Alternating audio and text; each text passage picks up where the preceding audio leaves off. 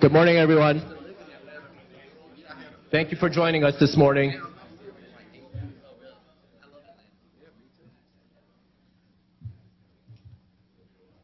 Well, good morning. Welcome, members of the public, media, and those of you who are representing financial institutions, the cannabis industry, and public agencies. I am John Chung. I am the state treasurer, and I'm going to introduce Tim Schaefer, my senior deputy, for a few remarks, housekeeping matters. Okay, thank you, Treasurer. We have a full house today, and just want to let everybody know that there is an overflow room. If you go out the door here, my colleague Blake Johnson, who's got his hand up, will direct you to the overflow room, which is just a couple of doors down the hallway, and that will save the standing room only. Second thing is, if this is like church, so we're going to request that everybody silence your cell phones, please. So that we're not interrupted by the chirping and chiming of the latest tweet. And then finally, the treasurer will introduce members of his staff to pick up speaker slips. He'll do that periodically throughout the proceedings this morning. But if you would just make sure that if you have a wish to be heard, please identify yourself to someone on the staff, and they'll get you a speaker slip, and we'll get that underway. And I think that's all the housekeeping that we have at this point. Did I miss anything? I think we're good. Okay, Mr. Treasurer, there you go. Thank you, Tim. I also want to extend a warm welcome to each of you who may be joining us via live video streaming. And thank you for all participating in this cannabis banking working group. This is our second meeting of this group. I want to first encourage all of you to stay involved. This is a difficult, challenging, but critical issue. And so the greater input that we gather from all of you, the better the decision-making that this body can come to. What we are learning will help our 16-person panel develop the recommendations at the end of these series of meetings on how to provide banking services to the newly legalized cannabis industry. We have much to accomplish, and as I mentioned, the task is not easy. Let us take a moment to orient us all and remind everyone of the mission of this working group. On November 8th, California voters passed Proposition 64 and legalized the recreational use of cannabis. The legal sale of cannabis for recreational use is officially scheduled to start on January 1st, 2018. Between now and that date, we will be delving into depth into the problem posed by what we might describe as a potentially significant disconnect between federal policy and the will of California voters. The crux of the problem is that the federal government continues to regulate cannabis as an illegal Schedule I controlled substance, drug, while dozens of states have moved to decriminalize its use for medical use, recreational use, or both. Now, one of the unique features of constitutional law is a recognition that individual states may engage in just such social and economic experiments as this, independent of the nation as a whole. That much is clear. However, the independence of a state is not absolute in such cases. The United States Constitution contains a supremacy clause that holds federal law as the supreme law of the land. This supremacy clause may be invoked by the federal government to trump state law.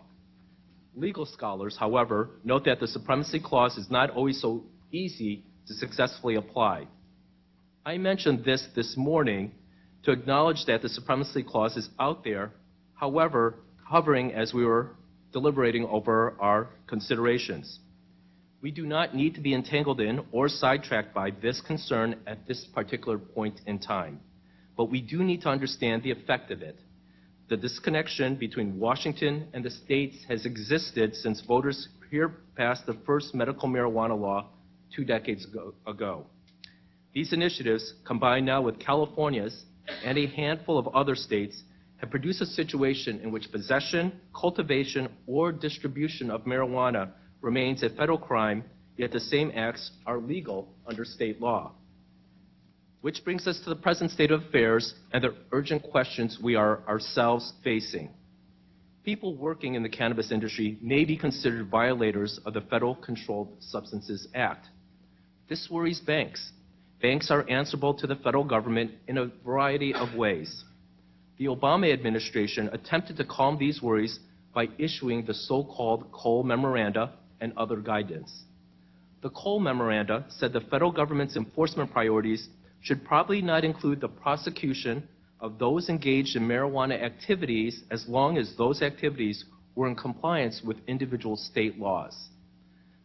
This meeting example of prosecutorial discretion, however, did not provide the necessary certainty for financial institutions to serve the cannabis industry. Furthermore, such memoranda could be quickly curtailed and a hard line on cannabis reinstated by the incoming Trump administration and the Attorney General Jeff Sessions. So there, in short, you have a summary of what has been brought to us here in Los Angeles today for the second in our series of meetings on this social and economic issue of great import to our state. Today, we welcome and we will hear from Professor Julie Anderson Hill of the University of Alabama School of Law, who will walk us through the federal-state disconnect, as well as the federal efforts under the prior administration that aim to provide us with guidance and where we stand now. With the professor's help, we will hope to clarify what the supremacy issue is and how the supremacy issue is important to us and our ongoing discussions. We will also hear from the director of the Washington State Liquor and Cannabis Board, which permits the state to retain significant control over its marijuana industry.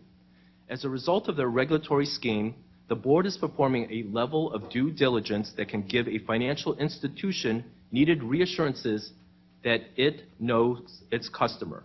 And I use that in quotes, right, because it's an important legal provision. In addition, we will learn from a representative from the Oregon Treasury. At our first meeting, this working group heard from the cannabis industry, financial institutions, and public agencies about problems created by federal law that maintains use of legal cannabis is a crime. Testimony from our working group members, panelists, and public comment provided vivid details about the real impacts resulting from that conflict. It is clear to me there is great urgency to the work that we are doing. As chair of this working group, I want to begin by addressing our expectations for our meeting today and to detail how our state is recommending how we proceed. Before we begin, I will call on the members of the working group, asking them to briefly introduce themselves. Then I will describe for members of the public how to ensure that you are heard today and the process that we will be following during the public comment period that comes in the afternoon. I hope we can move briskly through these matters, after which we will get down to our main business of defining the banking industries the industry, financial institutions, and public agencies are grappling with. We will also cover legal hurdles to finding a solution to these problems and discuss what Oregon, Washington, and other states are doing to address these problems. At the conclusion of the public comment, I will offer a few closing remarks, and at that time, working group members may also wish to offer their concluding thoughts. We have specifically reserved time for this discussion. Now, assuming we keep everything on schedule, staff assures me that we can finish by approximately 1 p.m. Now, speaking of staff, could all the staff members supporting the Cannabis Banking Working Group please stand up so that you can be acknowledged? Anyone with a suggestion, idea, or complaint, especially complaints, please see one of these individuals. Tim Schaefer to my right, Mark Lifsher, my chief of staff, Colin Wong Martinezson, next to, on his right, Vanessa from our lead shop. We have Robbie from our Southern California office. I know Audrey somewhere in shop and a whole host of others. At this point, I want to invite the members of the working group to please identify themselves and briefly tell us a little bit about who you are. I am going to suggest that we go alphabetically, and if you don't mind, we will start with Lori Ajax. Lori? Good morning. I'm Lori Ajax. I'm the chief of the Bureau of Medical Cannabis Regulation, and I'm happy to be part of the working group. Thank you. Thanks, Lori. Alex? Good morning. My name is Alex Alanis. I'm the Vice President of Government Relations for the California Bankers Association. Thank you, Alex. Hezekiah? Good morning, folks. My name is Hezekiah Allen. I'm the Executive Director of the California Growers Association. Thank you. Matt? Good morning, Matt Cate. I'm the Executive Director of the California State Association of Counties. We represent all 58 counties in the state. Thanks. Tim?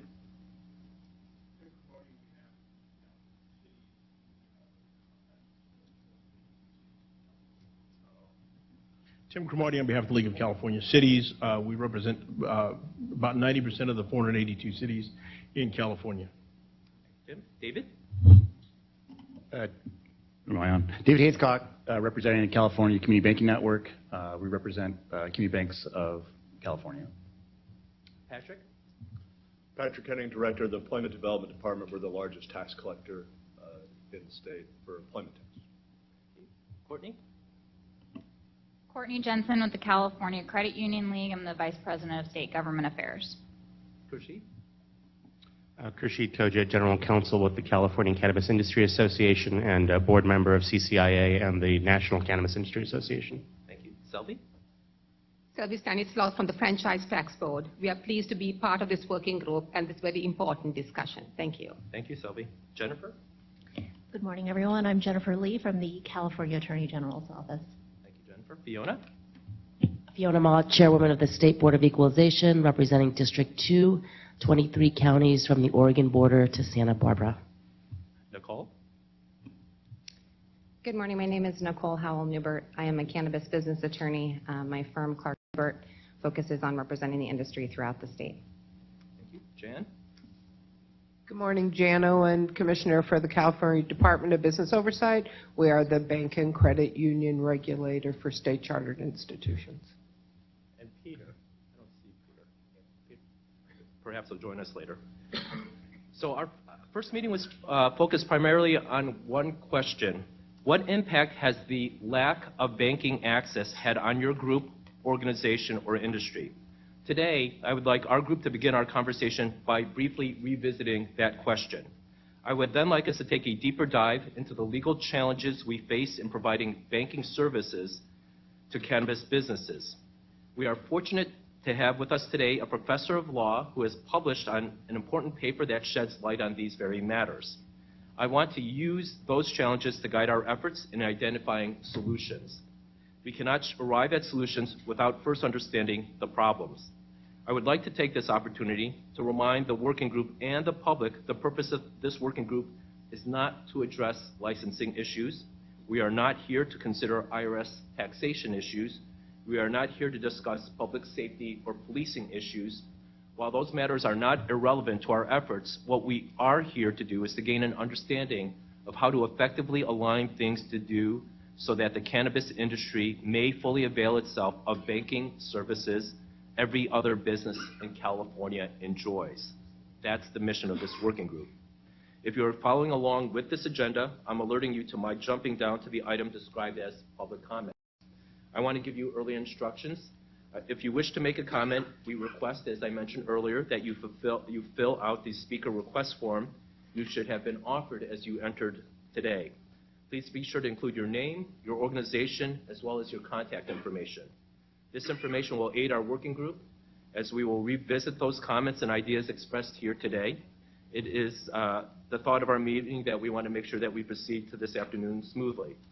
Now, when the comment period opens this afternoon, I will call speakers up in groups of 3. Also, if your comment has already been covered by another speaker, we will ask that you help use all of our time efficiently and forego repeating that point. But feel free to come forward and let us know you agree with a previous comment. With time management in mind, I encourage those of you who believe you have solutions that address some of the problems we have already identified to send your thoughts in writing to me or my staff. At this point, I want to make sure that we get started in earnest. I will begin with our first panel. Today, we have local representatives of the cannabis industry and government. Together, they can provide personal testimony as to how they have been impacted by the problems in the banking legal cannabis revenue. Thank you all for your participation. If you could, please begin by introducing yourselves, the organizations that you represent, and identify how you and your organization has been impacted by the current state of banking cannabis. Hi, my name is Donnie Anderson. Good morning. I am the founder of California Minority Alliance, and we have 2 pre-ICO dispensaries. My name is Jared Kylo. I'm the president of the UCBA, which is the United Cannabis Business Alliance. We're a trade association here in Los Angeles. I'm also an owner of a property-compliant collective here in Los Angeles called The Higher Path. Morning. I'm Todd Bowie, Assistant Director of the Office of Finance in the City of Los Angeles, and my office is charged with the collection of taxes and acceptance of the funds from the marijuana industry. Well, good morning and thank you. Thank you for having us. Good. Donnie, do you want to proceed? Yes. We need banking really bad. We had a major break-in at our dispensary. This was about a week ago. Probably about $6,000 in damages. It was just fortunate that our dispensary we purchased it from a former Nick's check cashing. So it was well secured. But the sheriffs came and our community scared them off. But these are the problems that we have and that we need to fix with financing and banking, and as well as making sure that we can have banking for people that's trying to get in from the small business side, from loans as well. So, this is concerns in my community. In my community, we're dealing with a lot of issues. And one of the issues is people want to learn and find out about the industry, but banking will fix a lot of it when it comes to being able to put barriers where people can have financial, word I'm looking for is we can have assurance from the banking side, because dealing with a lot of cash, it's rough when you're dealing with cash. It's very rough. So. Do you want to elaborate a little bit more about that? Rough? Yes. Your Okay. impact on your employees? Let me explain to you. One of our managers got robbed coming out of our shop one day, and it was just so happy. It was blessing that our neighbors in our community came out and they didn't get nothing. But these are the things that we have to deal with. One of the main things is with security. You can't have a security guard in your shop. You have to have him on the outside. So he can't be armed. So we need to have some things fixed with this in the cannabis industry, because we need to be looked at the same as alcohol, liquor, or any other things. So, yeah, thank you. Any other comments? That's it for now. Thank you. Jared? Well, I'm long-winded, so hopefully I won't go too far. Donnie was short, so you can. Yeah, I know. I'll give Jared my stuff. Well, I wanted to make aware that we here in Los Angeles have passed a Proposition D about 3 years ago with about 64% of the voters voting for it. What that did is that reduced the number of collectives here that were operating down to 135 and changed the tax base. I wanted to make sure that the reason why Prop D now isn't going to be really put into the state MCRSA laws is because of the semantic words of limitedly immune. Prop D gave limited immunity to these shops in Los Angeles, and MCRSA laws really only give permits to local permit or licensed dispensaries. So the reason why our trade association was formed was to make sure that we could go to the city of Los Angeles and back to the voters to make sure that we got rid of that semantic word of just limitedly immune and put either licensed or permitted so that we could move into the MCRSA laws.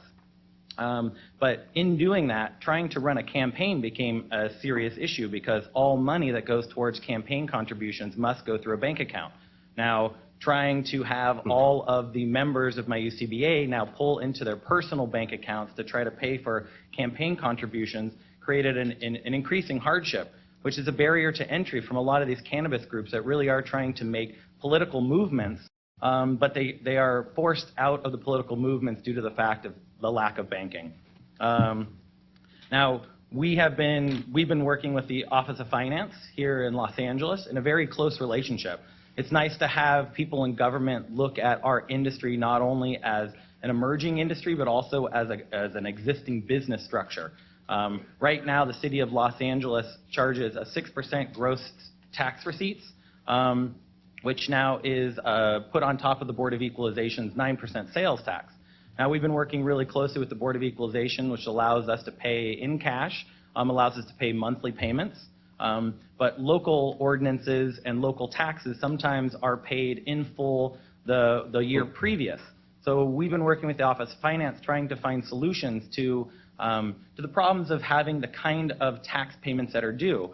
I'd like to make a comparison to like a retail shop. A retail shop like Macy's pays a 0.0127% tax here in Los Angeles, where Prop D shops are paying a 6% tax. Now, to compare those, I will be open. I had $4 million in gross tax receipts. I have a $220,000 tax due at February 28th. Now, if Macy's was to have the same tax liability, they would have to have $188 million in gross tax receipts as well and pay the same taxes due on February 28th. This is a huge hardship for the marijuana industry to not only pay excise taxes at a local level up front before they've even earned the money, and you're asking us to keep this cash in our vault, which Donnie had made a very clear statement that if that cash was left there to pay taxes at the beginning of the year, that might have been a loss. It's also a place where crime can start to focus their attention, knowing that near the beginning of February 28th, when taxes are due, that we would have a large sum of cash on our site. So these are some of the problems we're dealing with, even trying to pay our taxes. We also run into problems when we try to pay our legal representators. We pay them in cash. Now they are losing their bank accounts. We also are having bank accounts shut down for contractors, electricians, valet, security companies, bookkeepers, our tax attorneys. And all these services are necessary to run a business. And even more important, to run a business that's going to be in this new era of regulations. And to have all these supporting staff is going to be more than necessary to be in compliance with all the new rules and regulations. We have to find a way to be able to pay our supporting business people to be able to support our businesses. And in 15 years of being in this industry, I've had 8 bank accounts. I've had to move my bank accounts 8 times. The last time I moved my bank account, we had 53 employees lose their Kaiser insurance. Now, this wasn't just employees. This was the owners of the business. This was the managers of the business. These were the vendors. And these were all the employees. Having that lack of banking really created a hardship on everyone who now had to kind of maneuver back into the covered California system, and then all of a sudden we weren't in the bandwidth of November through January to be able to jump into it. So now we're looking at more of these kind of hardships. Okay, so after these 15 years that I've been in business, I've never been able to work with a credit card company before, mostly because we've never really seen a really good closed loop system. Every time they're being put to the test, it seems like there is some flaws to be the true answer to digital banking. For the first time in these 15 years, I finally see one company that I've been working with called Lynx. They've been working in Colorado for well over a year doing beta testing on a closed loop system. I've had them in my dispensary now for 4 months. And the reason why I bring this up is because they have taken close to 20% of my cash business into digital money. Now that 20% will now be able to give me the opportunity to be able to pay taxes, pay my employees, and pay for insurance. And I know these are we're trying to look for answers to this. They just so happen to be a part of a gift card transaction, which does about $1 trillion a year in transactions. And these gift cards are allowing the banks to be able to see who is purchasing a gift card, but they don't care what you pay, what you purchase with your gift card. Been a very big help to me in my shop and trying to pass this along to the rest of my UCBA members. Now, we all know that we have we don't have huge volumes of cash, mostly because every month we are paying taxes. But what I do in my shop is I post my taxes on a poster in the front of my window so every person in my community, as well as all of my patients, see exactly what I pay in taxes so they can see the contribution I make not only to the city of Los Angeles, the state, but also to my local community. I think this is a good way to show a lot of people who maybe not understand this industry and how much contribution we really do make. But when you see the disparity between a Macy's needing to have $188 million in sales and we pay the same taxes, I look at my local businesses, I pay more taxes than the 20 surrounding small businesses to just my one shop. So if we are not going to find this way of helping us with banking, you're now giving all of these other businesses an unfair advantage over the marijuana industry trying to move into the light. And if you continue to, I don't mean you, if the industry continues to kind of push us to the brink of where we have to come up with large sums of cash at the beginning of the month to pay local taxes, we really are kind of running into this problem of where are we storing all of this cash, who's helping us protect it, and I know that we're here to try to find these answers. But we're also looking at access to capital. like as an industry, if all we have are written receipts, it's hard to go to a bank. Well, impossible to go to a bank and get a small business loan to expand your business, to find ways to renovate. And these are also problems because if we want to look and are a big part of this community, we need to be able to show the community that we're rooted there. We're willing to put up, good renovations to show the community how well we want to represent ourselves. So I want to thank this group for coming together. I know that we're just dealing with MCRSA laws, but Prop 64 is also going to exacerbate the problems for the need for banking, because the growing volume of cash here is going to continue to be a problem. And I think we are all here to try to find some answers. Thank you again for providing me an opportunity to speak today. Thank you very much. Thank you very much. And then I just noticed a couple more staff people that you can also reach out to. So Eric, if you raise your hand, and Blake and Andrew. Thank you. Yeah. Thank you, Jared. Todd again. Thank you, sir. So, just for the record, I just want to start out by saying that, with my colleagues here, I am not an expert on marijuana. I'm as you heard, Deputy Treasurer for the City of Los Angeles. My office, the City Finance Office, is essentially the treasurer, tax collector of the city.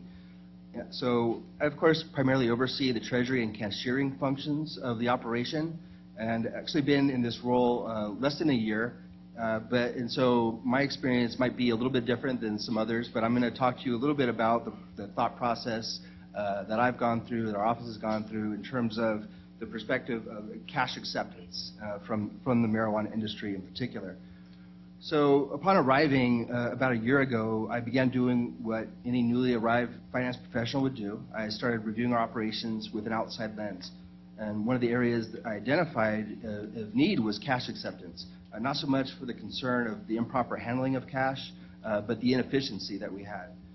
So we had controls that had been in place for probably 10 plus years, and they were working, but failed to recognize a lot of advances in cash handling equipment and practices, and thus was highly inefficient. So we've set about educating our staff, reviewing our options, procuring equipment, adopting new procedures, and of course, with government processes, this does take a little time to ramp up to, but we're well underway at this point. So in terms of what this has to do with marijuana, our office collects a gross receipts tax on marijuana dispensaries. The passage of Prop 64 has increased the spotlight and urgency in what we do. But fundamentally, we're merely striving to be more efficient in collecting cash. Otherwise, things are not so different. It's not a secret. We've been collecting medical marijuana taxes for years, in fact. Many of the same issues exist for any cash we collect. Cash is dirty, it's counterfeited, cash shrinks, cash is expensive and time-consuming. Cash represents risk. We'd all probably rather not have to deal with it, but we have and we do. There's also the need to separate some fact from fiction on this topic. Truth be told, our experience has been that the marijuana industry is not primarily a cash payer of taxes. In fact, we're seeing about 20% of taxes paid in cash. I think that's an experience similar to what the BOE Executive Director stated in your December meeting. This is much less than one might expect, but certainly still much more than we would like. So from our perspective, we're continuing to refine and improve processes and equipment so that we can more efficiently process the cash we're already handling while preparing for the future. But this was not necessarily our first impulse. Originally, we sought to engage our regular business partners, major financial institutions and services that we're accustomed to dealing with. And they certainly have the experience, offer the resources and reliability that we in government expect from our business partners. And of course, knowing the issues presented by federal law, but we figured they must have some creative solutions, right? And that turned out to be not so much. As you all know, they won't touch the cash. That is, of course, unless we touch it first, which does give one pause. Certainly an awkward paradigm for us all to be operating in. So what do we do when our tried and true business partners aren't an option? Who's willing, able to intercede and support fund acceptance from the marijuana industry? And as it turns out, there's a number of players out there, and Jared mentioned one. But why wouldn't I assume that many of the same obstacles major financial institutions have wouldn't also apply to these firms? And of course, with any new industry, where do you place your chips? Government typically looks for stability, experience, proven results in its partners, and these are things that are difficult to demonstrate in a new industry. Then you hear about a major technological failure, such as what happened in Nevada recently, and you have to ask, just how much can we impose, and should we, at what cost, and at what risk? Now, then we go to look at maybe at what other California agencies are doing. And in some ways, further complicating the matter is the fact that you have multiple layers of government moving in tandem with potentially overlapping and certainly divergent interests and priorities. The state may require certain technology and reporting, county may have their own set of requirements, and the city theirs. So I've spoken to and met with both state and county officials, yet I have limited insight into what either are going to do ultimately. How do I establish requirements in the vacuum as we're all effectively racing against this clock that's striking January 1st? And then you bring in the government procurement process into the equation, and you'll be lucky to see advanced technological solutions in place by then. So what path should we follow? The Los Angeles City Council has asked this question of us. My office is reporting back to council at the end of this month, and we'll present a range of options from new cash registers at our counters to point-of-sale software at the dispensaries. But how long-term do we plan for? Do we invest in building out a bank-like facility? How much sunk cost do we put in with so much uncertainty at the federal level? Does this all get wiped out either because it gets shut down or because financial institutions are now allowed to bank marijuana money? Do we align with new financial services supporting the marijuana industry? There's way more questions than answers, and it's difficult to commit to too much not knowing how the long term is playing out. And in terms of the city of Los Angeles, I can't tell you what the city will do yet, but in my opinion, the answer is that which we can mostly rely upon in a swift and prudent fashion. So I'll be putting my money on our tried and true processes, introducing some more best practices, and taking some new approaches, all of which will be under our control.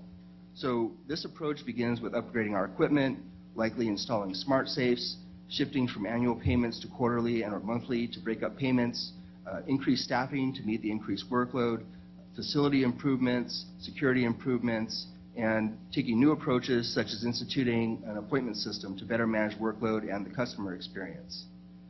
Another key is engagement. We need to supplement our efforts with the experience and knowledge of marijuana industry professionals. To this end, we've engaged with local business people, such as Jared here, to discuss challenges and solutions to mutual issues. It's been very productive for us and has led us to make changes and initiate new approaches to how we do business. Establishing this working relationship allows transparency, fosters understanding, and working together ultimately allows us to be more successful. This is something we'll need to continue to do going forward as our experiences grow and new challenges develop. The final key within our collective control is for us as government agencies to communicate with each other across jurisdictions and level, which is easier said than done. I'm sure many people have gotten just as lost trying to navigate LA's bureaucracy as I have trying to navigate the state for answers. I'm very pleased we've in the city been able to foster a relationship with LA County on this topic, including with Treasurer Joe Kelly, who appeared before you in the last meeting. And I look forward to establishing more dialogue with the state. And I don't know if there's an inopportune time for me to plug for a good contact at BOE that I can talk to after this. But we need to achieve as much transparency and ease of access to information as possible if we're all going to be operating in parallel and establishing frameworks that work together or at least aren't going to collide. And that's why I so appreciate what Treasurer Chung and this working group are doing. It's been fascinating to me and helpful to hear the relatable experiences of others. And while the ideal solution may be outside of our control, there's still much we can do to improve our success in managing the challenges presented by lack of banking support for the marijuana industry. And transparency in what we're each doing and communication amongst us are key. And I think it starts here with this group, and now it needs to extend to all of us in the course of executing our plans. So I hope I've been able to provide some useful perspective in terms of the City of Los Angeles and how we intend to approach the cash acceptance portion of our duties, in noting that my comments don't pertain necessarily to audit as much as how we're going to accept the cash. And thank you for taking the time to listen to me today. Thank you, Todd. Thank you for joining us. To my left is the chairperson of the Board of Equalization, Fiona, who's been incredibly active on this effort, so she is available. And then David Gao. David, if you would stand. David's the executive officer at the Board of Equalization, so I'm sure go to Fiona, and then David's also available. Thank you much. Yeah, we've been going through the similar exercises that you have, and so we're more than happy to share with you some of our trials and tribulations. I also do want to introduce a couple people from my staff. Tim Moreland, if you could just stand, he's my ledge director and all things cannabis goes through Tim. My chief of staff, Genevieve Joponda, is with me. And then Seth Dalton is part of our outreach team who also does a lot with the cannabis industry. So please feel free to reach out to all of us. And again, you know, David Gao is our executive director. He is taking this very seriously. He's a CPA as well and has been with the BOE for 30 plus years, so kind of knows the ins and outs of the agency. And hopefully we can try to make this better for everyone. Appreciate it. Thank you. Fiona's really big into CPAs. Yes. I just have one last thing. With California being in the cannabis industry since 1996, it's time for us to get it together. And LA needs to have a communication with Sacramento, because the only way for us to get it together is through dialogue. There's no way that Colorado or Oregon or Washington should be showing California how we are impacted. We are the mecca for cannabis around the world. And when I say the mecca, I'm being reached out to Atlanta, Georgia from the mayor, and we're going out there to speak to them about cannabis also. So it's time for us to be the green bear that we should be. So what is Mayor Reed doing in Atlanta that we should be? Mayor Reed is ready to come up full with cannabis. They're ready. And they asked us to come and help with how we're helping in L.A. with the ordinance for Proposition M, with the city council, with Herb Wesson and them. So they want to make sure. We've been reached out by Guam as well. So it's a few things that we just need to get L.A. and the state to work together, because there's no way that it's been 20 years, 2 decades. It shouldn't have been this long. And we are the shining star for this new industry. So Kasim, I'm sorry, so Donnie, can you elaborate further? What's Kasim doing in specific in regards to banking in Atlanta? They haven't started on that part yet. They're just interested about getting an ordinance going. They just reached out and asked us, can we come up there and speak to them about what we're doing in L.A. So that's what we're taking up there next week, to speak to them about what L.A. is doing. Everyone is waiting to see L.A. come online. When I say everyone is waiting to see with L.A. how we get it together. After 20 years, we're still dealing with things with pre-ICO dispensaries that didn't make the Prop D shops, didn't make it to the Prop D, because they didn't have, we was getting landlord threat letters back in the day. We was getting raided. My partner went and did 6 years in federal prison behind running a pre-ICO dispensary. And when the feds came in, they came in taking everything.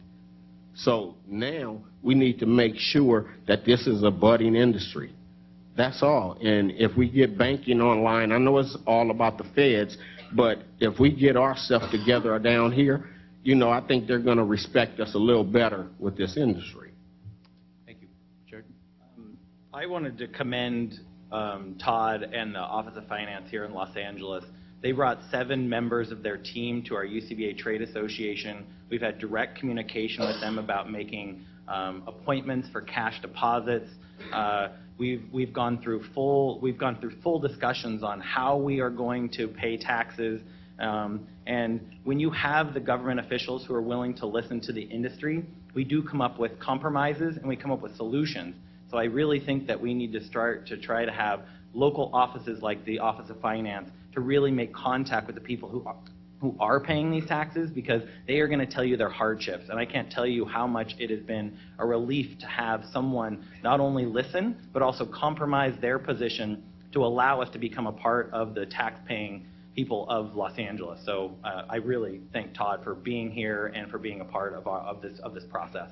Do you want to elaborate further on what type of issues have been resolved through that collaboration? Yes, I mean, being able to make an appointment to deliver cash gives them an opportunity to staff up. They also told us that if we brought in 50s and 100s, that now they have to photocopy each one of those. So bringing in 20s not only increases the size of this supposed duffel bag we're bringing in, but it also decreases their time. So based on that, we have tried to, as an industry, make sure that we bring in 20s to reduce that staff. We've also tried to talk about what it looks like to bring in the amount of money we're bringing in and how much we're bringing in at either time. And they've given us the reassurance that only 3 people in their office are going to know who's coming in during the appointment and how much money is being brought in, to give us the safety and security necessary to feel like we can trust the tax collectors, and it's not just going to be everyone in the office. It's going to know who's going to be there and how much money.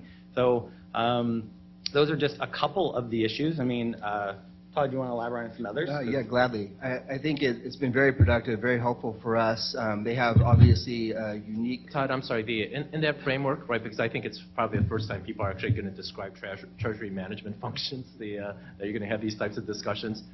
So can you describe that framework? The framework for... In regards to the application here. Oh, the application process? Sure. This is something that came about from dialogue with Jared and his group and others in the industry. And so, in the past, we never had anything of that effect. You basically, you come in and you pay your taxes, or get in the queue or what have you if you're coming to a counter and pay. But normally people are paying with check or credit card, maybe a very small amount of cash that's being paid at a public counter. And the vast majority of people, of course, pay online or via the mail. So their challenge is particularly unique. No one comes in with the type of cash that they come in with. And so we really had never adjusted to that reality. And Jared and his group brought forward the challenges that they face with regard to delivering cash to the city. And it caused us to recognize a number of shortcomings that we had in our own processes or equipment. Jared mentioned, for instance, the fact that there was this requirement that we were photocopying bills, for instance, and because of that being brought to attention, we were able to resolve that issue by proper equipment for counterfeit detection. And have eliminated that process actually at this point.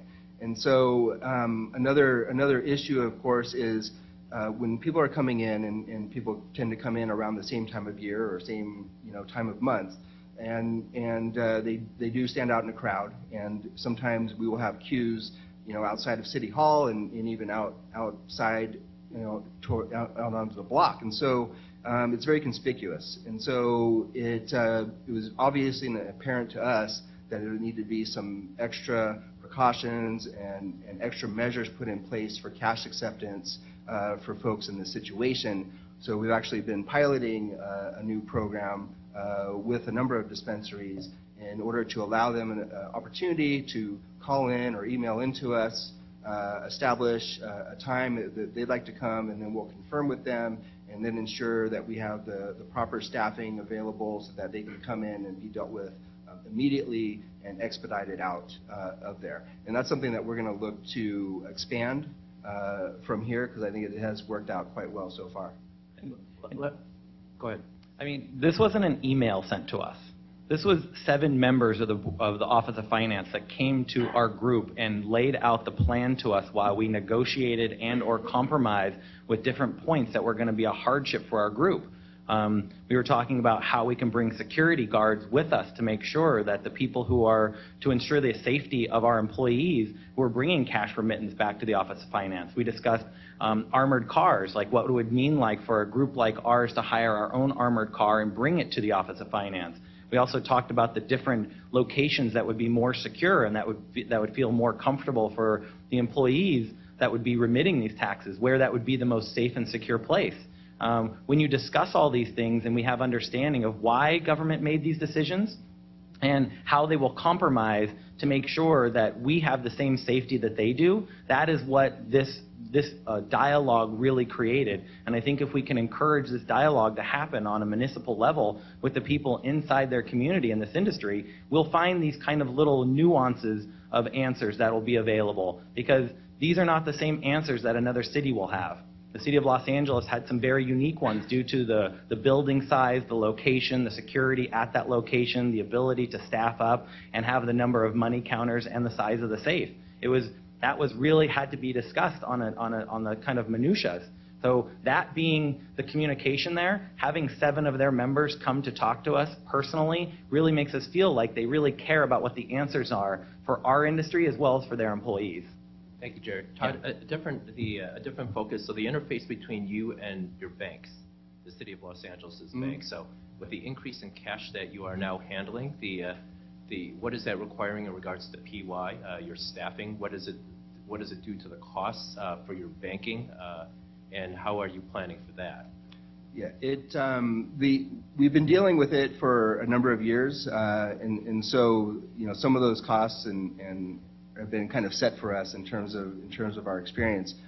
Certainly, we would like to attempt to reduce those to the extent possible, and hopefully that's something that eventually we can get to. The banks have effectively told us, and not just our bank, but many banks that we've talked to on this issue, as well as armored carriers, have effectively said that they can't have any direct relationship with it. There were things that we sort of explored. Well, what if we could arrange armored carrier service, and you pick it up for us, or what if we arrange and it's delivered to you? And time and again we were told essentially that no, it's got to go through you first, and unless that happens, there's no way around it. Our hands are tied. Now, there are other companies out there that apparently are providing some of these services. I think it's definitely worth continuing to evaluate and have dialogue as to what they can bring to the table. But I know that we're not there yet, and it's something that we need to continue to have discussions with and understand how they work relative to others that we deal with in the financial industry.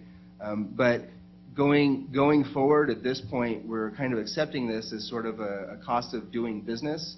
And our hope, of course, is that the industry continues to find ways, as it has, to mitigate or limit the amount of cash actually coming in.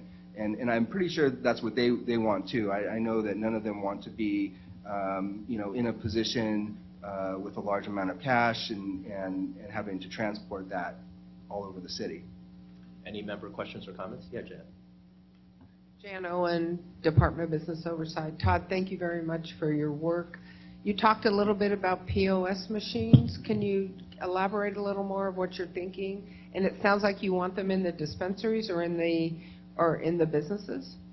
That is a topic of discussion, and that is something that our city council has asked us to weigh in on. And I think there's different perspectives on it. One is from the cash acceptance perspective, which is more mine, and then there's another perspective maybe from the audit perspective of our office. And so with these point of sales, and there's multiple options out there. In a way, even the company that Jared mentioned is also in that regard, a point of sale is there with the card, and you're basically like a type of gift card type of situation that they're recording at their dispensary. But there's a number of different options that have developed over the course of the past few years, and so there's, I think where we kind of have a concern around the cash acceptance perspective is still how is that cash getting to the city ultimately, and do they have do we legislate something like that where we're requiring them to bring cash in these carriers who may or may not have all the required insurance, et cetera, and given kind of the backdrop with the federal government. And so that is, I think, still a question that we have to understand better.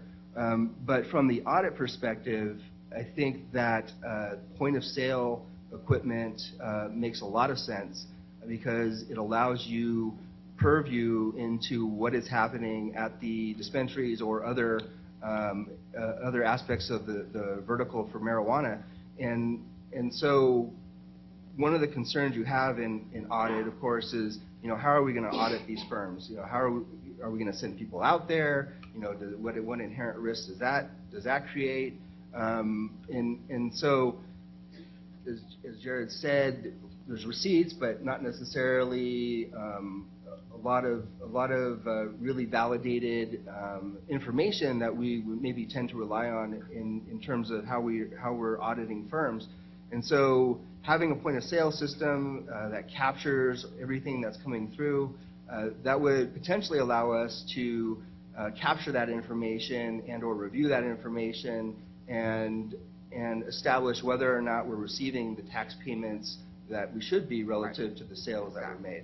I think to the conversations we've had about point of sales has really helped with the analytics, and also helps with kind of the accountability when it comes to seeing patterns of flows of people versus how much per patient come in, so that we can see patterns. Because right now we're trying to make sure that if we understand these patterns, we can see who is underreporting, who's double booking. And so these point of sale systems are going to be super important for us to come online as soon as possible, because now this is what we've talked about. We even talked about even offering some point of sale systems to create hardship letters in case there were some tax problems or increasing tax payments over time, that there's going to have to be some accountability. These point of sale really do give us accountability. I gave the Office of Finance not only my P&L statements on our last meeting so they could see not only what I operate as a business, so they could see that I'm not stuffing cash in a mattress. Like, I really do operate as a not-for-profit under Prop 215, and they need to understand that. I think when you deal with taxes and insurance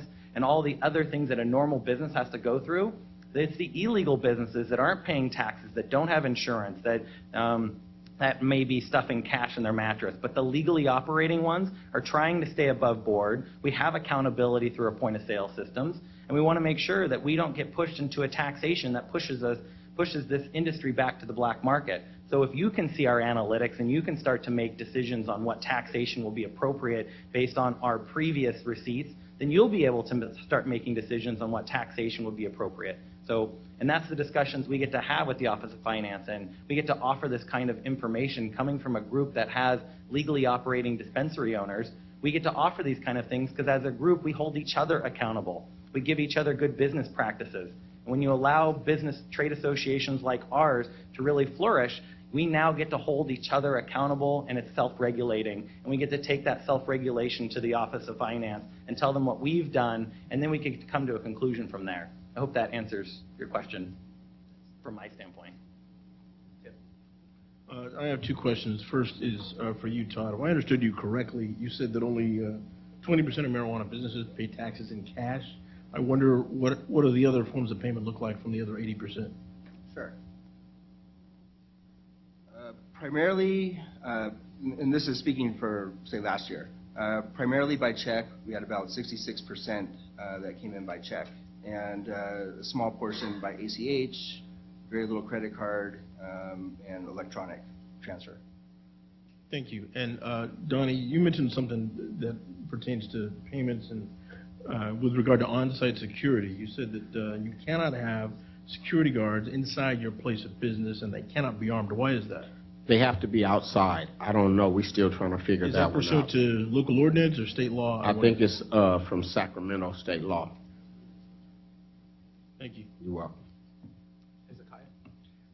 Yes, thank you. I have ultimately three questions, mostly for you, Mr. Bowie. The first one, you listed a number of procedural changes that you made. Is that something you can share with us, I hope, to review? That could be very helpful. Sure. It's a number of different things that we did, so I don't know if I have a document that captures all of them. But I think effectively, it wasn't so difficult because, honestly, our processes were so antiquated. And so I think we've probably reduced about, on large sums of money, we've probably reduced by a good 33% of the time it takes to go through it. And that was primarily by adding counterfeit devices or counting devices. So lack of that or having enough of those was causing us to take other ancillary types of precautions when it came to counterfeit, and that really added to the time. So instead of running through a machine, we had people, doing bill by bill by bill by bill. And $100,000 is a lot of bills. And so it was taking hours, to go through one, deposit. So, like I said, just that alone is significantly reduced the amount of time. And then I think with regard to something we haven't done yet that we're really looking at and probably going to do is the utilization of smart safes, which I think will even further reduce our exposure with the cash as well, and of course get the money into the bank quicker and reduce our handling. Okay. And a second question, I guess sort of a two-part question here. Currently under the Prop D framework, the community of businesses that's able to work with the local government is very narrow. I think that there's many, certainly within our industry, that are hoping that number will expand a bit. How are you prepared to scale these efforts, and are you reaching out to folks who, are you making any efforts to do outreach to folks who are not currently regulated, and if not, is there a way that we could start talking, just to flag some of the numbers? Our membership in LA, when we polled them, 80% don't have bank accounts, and so that's a striking difference from what you're experiencing, and over the next 9 to 18 months, I think we're going to have some tension. So, are you ready?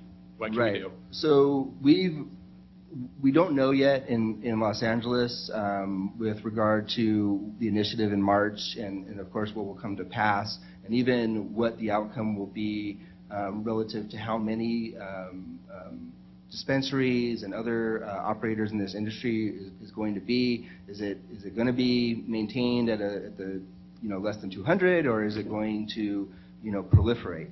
So we're basically sort of guessing in that regard. So at this point, we're looking to scale based on some metrics around our current experience with cash, and the payment of cash and the number of dispensaries, and essentially set staffing according to that model. So if it's 200, we need X. If it's 400, we need Y. At some point, though, it could become so huge that potentially, if allowed to, that we would have to come up with a whole different model. Certainly, I think we have about. Speaking to your point, I think we're aware that there might be more cash out there that we're certainly not getting. We know that there's, I believe, about 1,000 dispensaries that are on the register in the city of Los Angeles. Only about 200 of them are paying. And so what that other 800 represents, I do not know, but it may well be that they are primarily cash. Hezekiah, I just want to say that while we create this system for the Prop D shops who have already a system of point of sale and have already been kind of regulated with taxation, we're creating the system to be streamlined for the rest of the industry to kind of move into the same space that we've created. After March, yes, everyone's going to have a tax, up to cultivators, manufacturers. Everyone in the industry will be part of this tax system. And being able to work with this group right now to create a streamlined system allows the Office of Finance to be able to scale up to what will be Prop 64 and MCRSA laws, as well as Measure M laws under Los Angeles.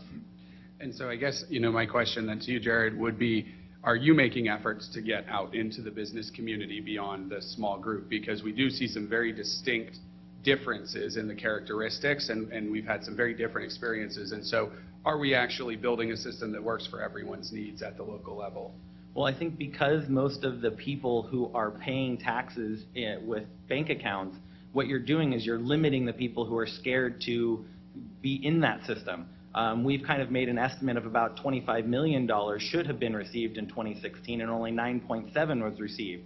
So we kind of are on the feeling like if we open up the system more to cash, that more of these players will start to feel like they have an opportunity to pay their taxes and not underreport or not report at all, or feel like they have to be pushed into the shadows. So I think that this streamlined system really does create that space for more of these tax remittance to be collected. But also to your question, I don't think I addressed, but is that, yeah, we're certainly open to more discussion with others, and so if that's something that you'd like to have a follow-up on, that'd be great. To your question, Hezekiah, we also go out in our community, the Southern California Coalition, and we work with churches, local churches. We work with neighborhood councils, and we go around and make sure what the problems is and what the communities have issues with. In my community, in my district, we have more rogue shops than anywhere, and that's a problem. And I'm working with Marquise Harris Dawson to identify the rogue shops, to make sure that we put an end to it. When a shop is open at 1 o'clock in the morning and it's around the corner from my mom's house, and this issue. So we need to get out to the community and make the community feel that they are part of this instead of alienating. You know what I'm saying? Making cannabis alienated. This is just like the local grocery store. But we're going to hire more people. Trust me.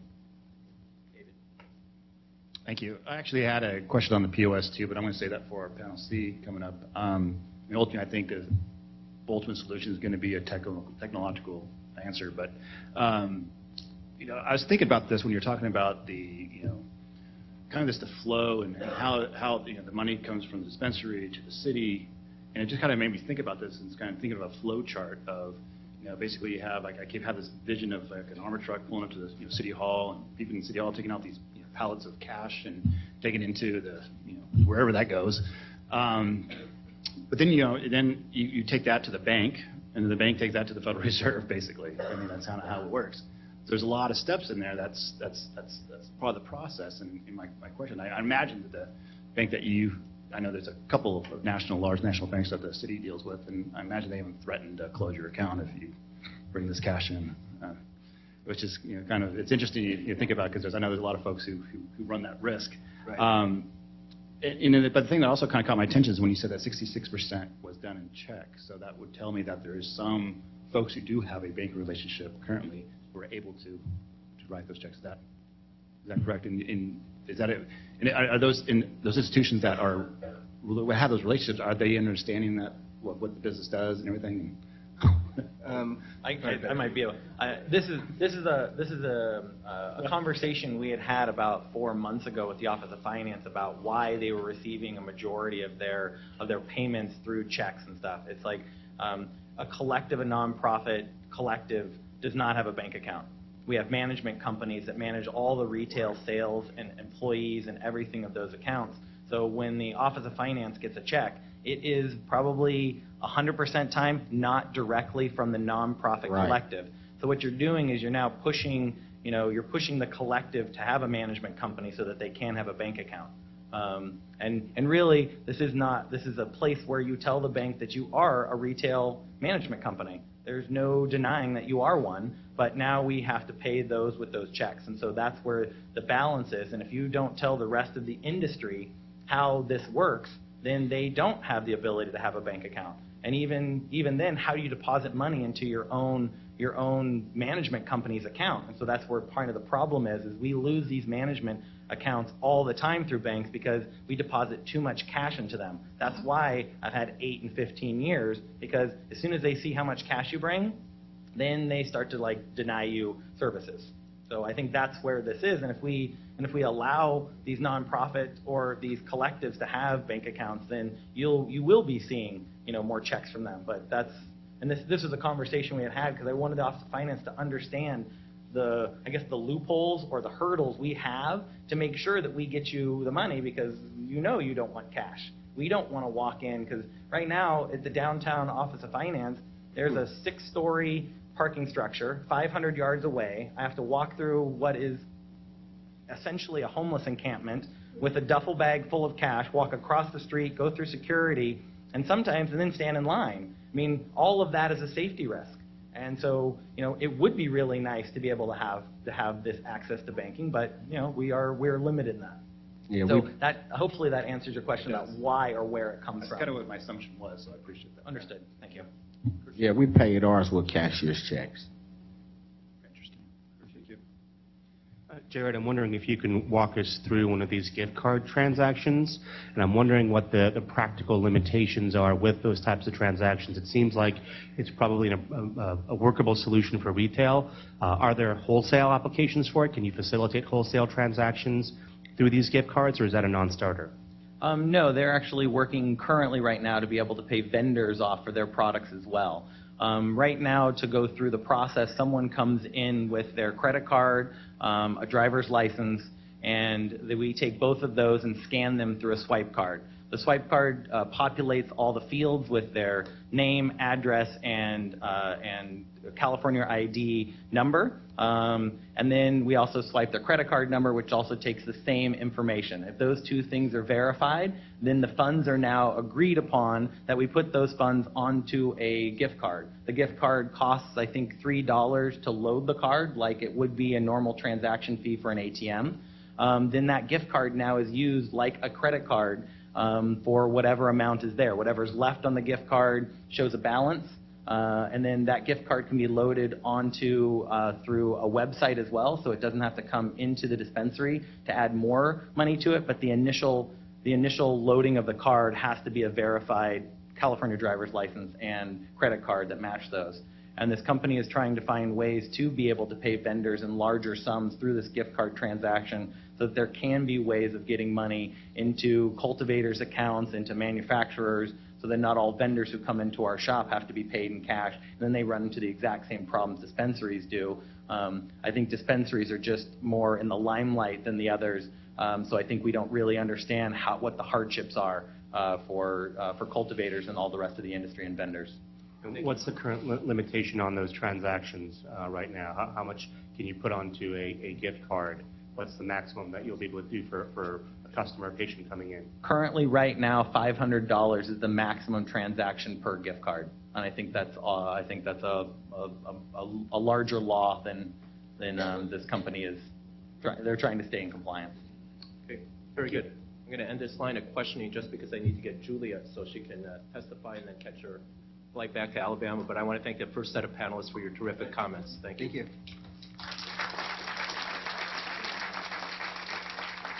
I'm going to have Tim make some quick update. Okay, we've been getting some electronic traffic that those people who are trying to stream this are not able to access the video stream. And I'm told, because I'm certainly not an expert in this, that it works adequately and well with Internet Explorer, but may not work with Chrome, and it may not work with Firefox or Mozilla. I don't know about Safari. That's up in the air, but let's just, nope, I'm told that Safari doesn't work. All right.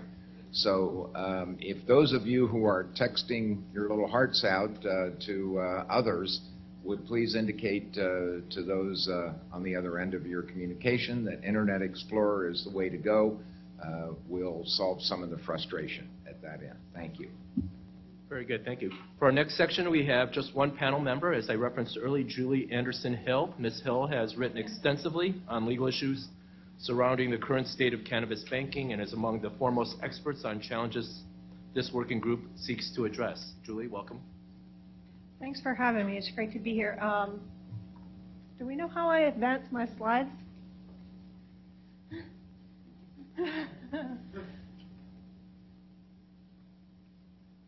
Perfect. Thank you. Like I said, it's great to be here today. I'm primarily a banking law expert. I teach at the University of Alabama School of Law, and of course nothing I say represents anything that they think. Before I taught law, I practiced law at the Washington, D.C. office of Skadden Arps. I represented large financial institutions that found themselves in government investigations. And then before I was a lawyer, I worked at community banks in a variety of positions, including payment processing. So I've been doing banking for a while. And the way I came to become interested in marijuana banking was that I've often studied the intersection between what the law says and how regulators actually enforce the law, which I think is one of the issues that you face when you talk about cannabis banking. And so a few years ago, when I was starting to think about this problem, I decided that the way for me to get a good sense of what was going on is that I would stop at some marijuana dispensaries in Colorado. My family lives in Wyoming, so we travel through the Denver airport more than we would like, and so we just decided we would stop on the way to visit my family, to many of their jokes, as you might expect, and see see what was going on with banking and marijuana. So one of the places that I stopped was the Choice Organics in Fort Collins, Colorado. It's a dispensary. And you walk in and there's this sign right when you first get in that says we only accept cash, but there's an ATM located at the entrance. So I thought, well, that's pretty interesting. What they've done here is they've had some third party provide an ATM, and then people who come to the shop to buy things can go get cash from the ATM and then use that in the shop. And I guess that doesn't really solve the problem of what the business does with the cash, but at least from the customer's perspective, it makes it easy for them. So I go out and I look at the ATM, and it's out of order, and so I go back in and I said, what's the deal with the ATM? And they said, oh yeah, that worked really great until the third-party ATM company figured out that we were a marijuana business, and then their bank said they couldn't offer ATMs to us anymore. And I tell this story because I think that it's indicative of many of the solutions that marijuana businesses come up with. They work for a short amount of time until everyone figures out what's going on, and then when somebody actually sits down and thinks about it, they realize that it poses a lot of legal risk, and so it worked for a little while, but maybe it's not a long-term solution to the problem. The other thing I found as I visited marijuana shops in Colorado was that a number of them do have bank accounts, almost all of them with Wells Fargo. I didn't take pictures of them to protect the bank accounts of those marijuana businesses, which I thought was interesting, especially because if you ask banks why they don't serve a marijuana industry, they say things like the spokesperson of Wells Fargo says. We abide by all federal laws, and the distribution and sale of marijuana is illegal, so we don't bank the sale of medical or recreational marijuana, in spite of the fact that when you go to businesses, many of them have those bank accounts. So that's obviously what I'm here to talk about today, is why marijuana businesses don't get bank accounts. And I think that the easiest thing to point to is the thing that Wells Fargo points to. That's the federal criminal laws governing marijuana. And we'll talk about those in just a minute. But at the outset, it's useful to note the banking structure in the United States. So we have what is called a dual banking system. Banks or credit unions can be chartered by national regulators, or they can be chartered by state regulators. And if they were just sort of two separate systems, we could just go to our state regulator and she could tell us, you know, totally cool, go ahead and do it, and then your life would be terrific. But as we know, that's not exactly how it works here, in part because of the Constitution's Supremacy Clause, but also in part because of the main banking services that the federal government actually provides. So let's start with the federal criminal law. The Federal Controlled Substances Act prohibits manufacturing, distribution, or dispensing marijuana. So if you do that, you are violating federal law, even if you're in a state that says it's okay. Federal law, and from a bank's perspective, it doesn't just end there. I mean, they might be able to tell themselves, well, I'm not manufacturing, distributing, or dispensing, but federal law also prohibits aiding and abetting the manufacture, distribution, or dispensing. And guess what that means? Financing these businesses. It also prohibits conspiracy to distribute, manufacture, or dispense. So if you go into your bank and they help you plot out how you might expand your business, that's conspiracy. And accessories after the fact are criminal. So if a bank helps you take your money that you got from your marijuana business, technically you're an accessory after the fact. Now, it being a criminal violation is a completely separate question from whether or not you'd ever actually be prosecuted for it. But to be clear, federal law goes far enough that if someone wanted to, could prosecute banks or bank employees for dealing with marijuana or cannabis businesses. And that's just the Controlled Substances Act itself.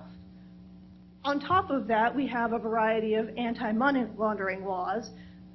there are lots of different money laundering laws, but in general, what they do is they make it a crime to either get money from an illegal enterprise or send money to an illegal enterprise. So if you have a drug-selling business and you take that money and use it for something else, that's money laundering.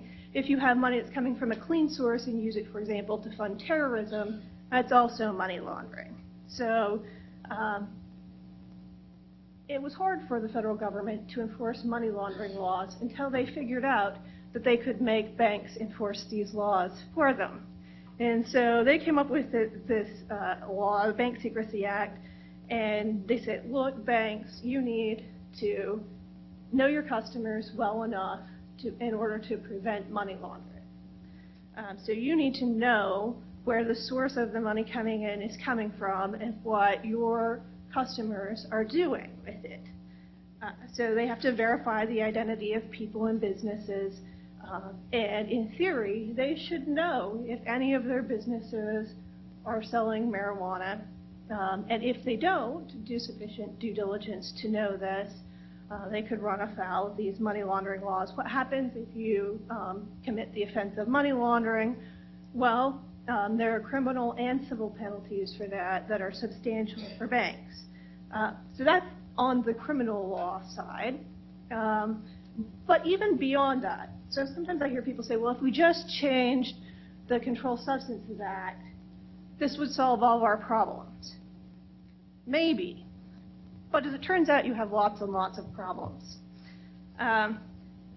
So even for state-chartered banks or state-chartered credit unions, the federal government, even outside of criminal law, and even setting aside the Constitution's Supremacy Clause, has a lot of control over what state banks do. And one of the primary ways that they get control over state banks and credit unions is by providing federal deposit or share insurance. So the federal government says if you take your money and you put it in an FDIC or NCUA insured institution, and that institution goes out of business, at least $250,000 of your hard-earned money will just be given back to you by the federal government. And this is supposedly what makes us all happy to go put our money in banks. It was a measure adopted after the Great Depression. And this works great. But as you might expect, with the federal government being the insurer, they want to make sure that the insurance they're providing is a good risk. So they want to make sure that all these banks that have federal deposit or share insurance are safe and sound. And this gives them lots of authority to tell banks or credit unions what they can do. And so they have a plethora of laws and regulations about this. But one I want to touch on today, because I think it's particularly important for the cannabis industry, is the FDIC is becoming increasingly alarmed by what they call reputational risk. The idea is basically that if the bank does something that hurts its public perception, that it might cause a run on the bank, and this would be costly to the deposit insurance fund. And under this umbrella of reputational risk, they tell banks time and time again that you need to be aware of the risk associated with third-party payment processors. So what they want is they want banks to assure themselves that if they're dealing with an ATM company or a gift card company or someone else like PayPal that provides third-party payment processing, that those third-party payment processors are complying with all the same laws that the bank would have to, that this third-party payment processing isn't just a way to get around anti-money laundering laws. And so that's one of the things that makes me skeptical that some of these payment systems that we're seeing emerging are long-term solutions for cannabis businesses. I think that it's right to think that some of them will succeed for a short amount of time, until they become successful. But then once they become successful, regulators are on to them, and you know, that's potentially a problem.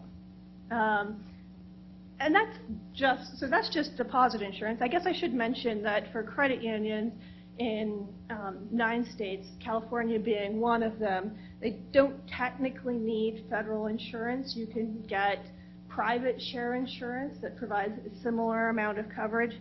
In the United States, there's only one company who provides this, ASI. ASI says, we know about money laundering, and we're not providing deposit and share insurance to banks that want it so that they can serve the marijuana industry. There's some developers out in Colorado that are hoping to start a credit union, and they have begged and pleaded with ASI for private share insurance, and ASI laughs at them.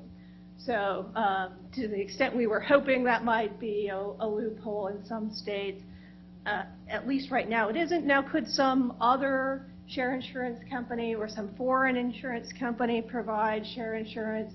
Sure, in theory, but I don't know of any to give you their cards so that you can call them. So that's a possibility. Aside from the FDIC, though, we also have the Federal Reserve. And one of the things that the Federal Reserve does is that it provides many of the payment systems that we're all familiar with. So if you send an ACH, that happens on the Federal Reserve's ACH system. They have to grant financial institutions access to be able to process these electronic payments. It's the same thing for large wire transfers. If you don't have access to send ACH payments, as a practical matter, you're not going to be a bank for very long. That's one of the things you must have. Not because the law says you must have it, but because you want to process transactions. And so historically, access to the payment system was just sort of given. They figured that the FDIC and the financial regulator, whether it was the state or the OCC, the other federal regulator, whoever was chartering it, would do all the due diligence to make sure that there was no trouble with the payment processing. But that's not how it has to work. I mean, it's their payment system. They can take their ball and go home. So that's another potential problem for banks, that even if you fix the Controlled Substances Act, if you can't convince the Federal Reserve that this isn't that risky, we might wind up in a situation where banks are still having trouble processing payments simply because their regulators think that it's risky. And so I think it's a two-pronged problem. One, you've got the law itself, and two, you've got the risk that you have to acknowledge comes with the industry, and you've got to get to a point where you can convince the regulators that the risk is not that large for them, that your risk looks very much like the risk of someone that's selling alcohol or something else that some people don't like, right? As we mentioned earlier, I think, another thing that we want to be aware of is that just because it's illegal doesn't necessarily mean that it will ever be enforced. So this is where the Department of Justice guidance, first the Cole Memorandum from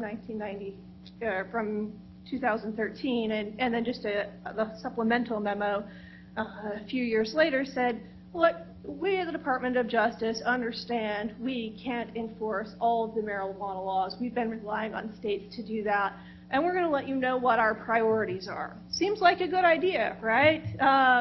Because then if you're not in their priority, it gives you some amount of assurance that you'll be okay. So they come up with 9 enforcement priorities, many of them you've probably heard of. One is that they want to prevent the distribution to minors or in areas near schools. They want to prevent marijuana receipts from going to criminal enterprises, cartels, gangs, things like that. They want to prevent the diversion of marijuana from states where it's legal, like in Colorado, to other states where it's not, like Wyoming. They want to prevent the sale of marijuana at state dispensaries from expanding out into the trafficking of other illegal drugs. And here might be where one of your concerns about having armed guards in your dispensaries comes from. We want to prevent violence and firearms in the distribution of marijuana. And so some folks think that means that even state legal dispensaries should be not excessively liberal in their use of firearms, preventing drug driving, preventing the growing or use of marijuana on public lands. So this leaves, as you might imagine, lots of room for state legal businesses, assuming the Department of Justice follows these guidelines. Just a year or so later, they follow up with this because banks and marijuana businesses are complaining this said nothing about banking. So we get some supplemental guidance, and it says if you provide banking services to marijuana-related businesses, then prosecution might not be appropriate. But if you come in afoul of those priorities, that's a problem. And also, banks, don't think that you can just bury your head in the sand here and rely on your customers to do the right thing. If you're willfully blind, that's a problem too, and you're in our range of target criminals. So all this is great, but that's just the Department of Justice. Banks still have all of these regulators out there. And banks probably weren't that concerned about being hauled off to jail in handcuffs because, at least for large bankers, that almost never happens to them. So they probably weren't that worried about the Department of Justice to begin with. Maybe they were worried about some large fines for money laundering, but you know, especially big bankers, they weren't that concerned about going to jail. But they are concerned about fines. But they have these other regulators. They don't want to be shut down. They want to make money. I mean, that's what they're there for. It's a great thing, American dream. So they were worried about, well, what about FinCEN and what about the other regulators? And FinCEN said, well, we think that there's a way to comply with the money laundering laws, and the way for you to comply with this is by preparing a variety of time-intensive reports. They didn't say it exactly like that, but they should have. So they said, look, we got all these new, you know how you're supposed to file suspicious activity reports? Well, we have got a whole new bunch of them for your marijuana businesses. First of all, you should file a marijuana limited suspicious activity report if you've got a business and you think it complies with all of the federal priorities. But you've got to tell us a lot of information about it. You've got to tell us how much money they have and when it's coming in and where they're getting it from and who's running this business. And you've got to do that at least every 90 days, but probably more often. So that's a lot of work for businesses that are ostensibly complying with state law. But then they said, well, there's more of that too, because what if you have a business that was supposedly complying with state law, but you're concerned that maybe some of their customers are actually taking the marijuana across state lines? Well, then you get to file a marijuana priority SAR, without tipping off the business, mind you, and tell us why you think they're violating the law, because, you know, you're an arm of the federal government's enforcement mechanism for money laundering. And if you decide to terminate a business as a customer because you're worried that they're not complying with the law, then you need to file a marijuana termination SAR. And if you're getting cash, we need you to report that too. The amount of cash every time it comes in, where it came from, who brought it in, where they got it from, probably where they got it from. And this is not that easy. It's hard. And it requires collecting lots of information. And so now, even if a bank could do it and do it right and be convinced that they weren't making any mistakes, it's very costly for them. And remember, they want to make money. And so they want to pass the cost along to the marijuana industry, if they can, assuming they think that they can do it right. So, and here's the other thing about the FinCEN guidance. The FinCEN guidance says that if you don't implicate any of these 8 priorities, then prosecution may not be appropriate. Not is not appropriate, not we won't prosecute you, it may not be appropriate. I mean, what do they think? Bankers can't read? So the guidance isn't particularly robust. It uses the word may, which doesn't give anyone a lot of assurances, and it sets a very high bar for compliance, especially at the retail level. Think about how a bank is supposed to know that a retail operation is selling to a customer who is for sure not going to turn around and give that marijuana to a minor or to someone who's going to take it across state lines or someone who's not carrying a weapon on them when they buy it. I mean, how do you know that as a bank? How do you know that as a dispensary, even? So how do you, if this really is the bar, that you have to know these things, it's very hard. Now, it might be that this is what they say the bar is, but their bar is actually somewhere else. It happens in banking. They say one thing, but then they really enforce some lower level of compliance. But again, how do you know that? This is risky, particularly for banks that already are making money and doing very well, thank you. And you know, cannabis industry is growing, and there's a lot of money there. But I mean, if you're a bank and you already have a good amount of business, what makes you want to take this risk? So, but FinCEN's super proud of themselves.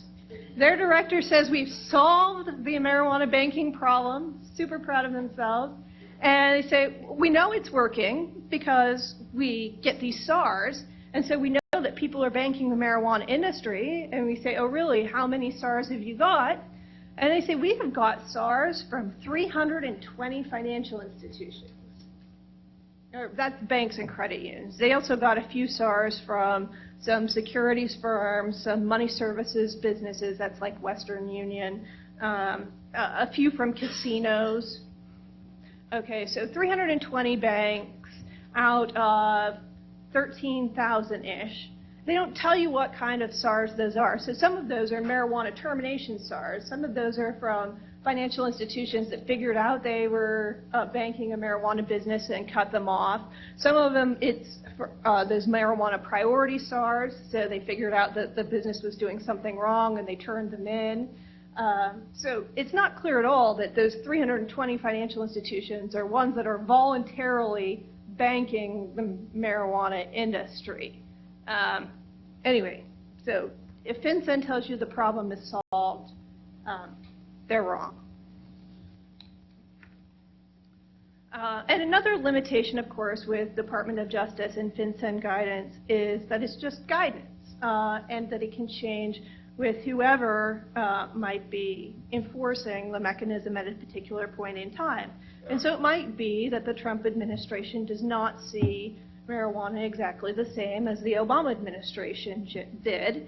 In terms, President Trump has said that he thinks it's a state-by-state issue. Of course, he can change his mind on that at any time if he would like to.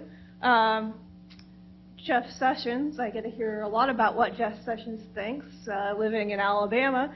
I remember well when he said that good people don't smoke marijuana. He and my mom agree on this point. But he's just barely going through the confirmation hearings. It's hard to know exactly what he thinks. He recognizes that the federal government probably doesn't have the resources for full enforcement of federal marijuana law, but at the same time, he's very hesitant to say that there are federal laws out there he's not going to enforce that are not a priority for him. So we're at this state where it's clearly illegal. Federal regulators have substantial authority to regulate banks with respect to risk, and that includes the risk posed by marijuana industry directly as well as by third-party payment processors or vendors or that sort of thing. And then we have a situation where even the enforcement mechanism that we have working now isn't necessarily guaranteed to continue. Might be also interesting to think for just a minute about some of the things that have been tried elsewhere. So Colorado decided that what they would do is that they would have a separate charter for what they called cannabis credit co-ops.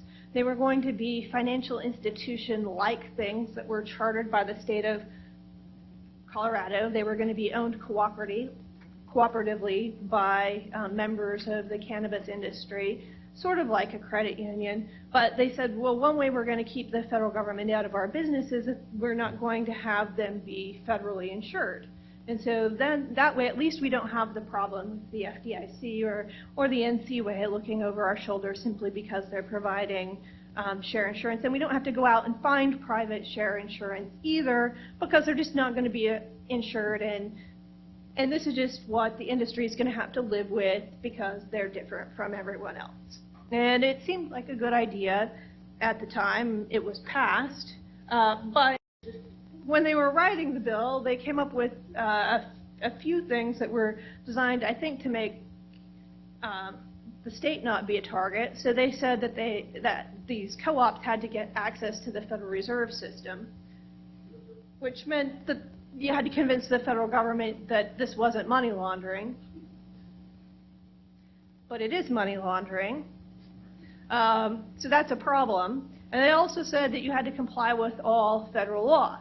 And so, again, lawyers in Colorado can read, and people who might want to start cannabis credit co-ops can read. And they looked at this and they said, well, I can't do that. Like, that's the whole point.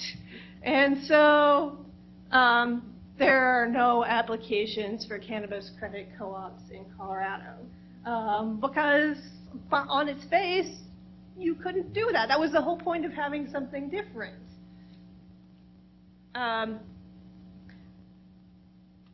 So a group of people who were originally considering a cannabis credit co-op and pushing for that legislation decided that actually the better way to go about entering the marijuana banking business was to just get a Colorado credit union. So the folks that were trying to start Fourth Corner Credit Union, they applied to the state of Colorado. Colorado gave them a charter and said, sure, we're happy to let you be a credit union in Colorado, but just so you know, you need some insurance, but we're going to provisionally give you a charter. And, we don't require it, but we think you're probably going to want a Federal Reserve master account too. So, go ahead, fine with us, let us know how it goes. It didn't go so well. So they applied for a master account. Federal Reserve said, don't know if you're aware of this, but it's money laundering. And the NCUA said, no, you're going to bank marijuana businesses. No, no. And so then they said, well, now that we've been denied, we should ask the court to do something about this. And as it turns out, judges can read. And so they looked at the applications and said, well, we don't see a judicial mechanism for forcing federal regulators to engage in activity that might be viewed as money laundering under federal law. That seems to us like not something a court can do. Would your mileage vary if you found a different court? I mean, we all sort of know that the Ninth Circuit is a little different than the 10th Circuit, where Colorado is. I don't think so. I don't think even the Ninth Circuit would go that far, but that's just my prognostication. So someone's perfectly happy to try to run that down in California and see if you get a different answer. I think the chances aren't that high. So here's what I think. I think that the path to marijuana banking is that Congress has to take action to legalize marijuana or clearly prevent the punishment of banks that serve the industry. And I think it has to happen at the level of Congress. I don't think, given the existing state of law, that courts can do it, and I don't think that there's anything that can be done on the state level to do it, and I don't think that there's anything that can be done administratively to give even at the federal level, to give banks a level of comfort that is useful to them. So I should probably mention one thing that's been sort of tried. Attached to an appropriation bill was a rider that said that federal resources could not be used in certain states to prosecute people who were otherwise complying with state marijuana laws. And then what happened is the Department of Justice found medical marijuana users in the Ninth Circuit who were complying with state law and prosecuted them criminally anyway. The case went up to the Ninth Circuit, and the Ninth Circuit said, yes, in fact, this rider prevents the prosecution of someone who's complying with state law. And so some people were very excited about this case, U.S. versus McIntosh, and said, this is the opening we wanted. You know, all we need is this appropriations rider.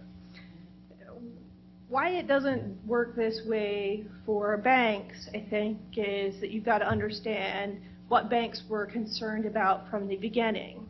And part of it was perhaps the criminal law, but part of it is this safety and soundness regulation from their regulators. And I don't think that an appropriations rider keeps your federal regulators from setting your compliance burden so high that you can't comply with it, or prevents them from taking your deposit insurance if they think that you're too risky. And so I just don't think that that goes quite far enough. Which brings me to my second point, is that even if you legalize or say that states get to decide the question of criminal law, you still need a mechanism to make it clear that there are going to be reasonable due diligence requirements for banks if they serve the industry. So even if the federal government said tomorrow, states, you decide, it could be that the Federal Reserve and the FDIC still say, you've got to make sure that no one leaving a marijuana dispensary is taking that marijuana across state lines or giving it to a minor. And if they do that, it doesn't matter how legal it is, banks won't be able to comply with it, and they'll be worried about it and will want to avoid the industry. So part of the solution has to be getting clear due diligence requirements. I think that someone else at some point was going to talk to you about Operation Choke Point, which is a federal program that was trying to stem the flow of other illegal activity by cracking down on banks that did business with that sort of thing. But that's Operation Choke Point is an example, I think, of a situation where you have activity that is ostensibly legal, but you see the great power of federal banking regulators to make banks curtail that type of activity. And the same sort of thing could happen here, even if the Controlled Substances Act was changed or marijuana was rescheduled. And that's basically what I see as the path. I suppose someone who lives in the South should never offer this as a solution, but since it's in California and other people have already floated this, I suppose another option is for you all just to secede.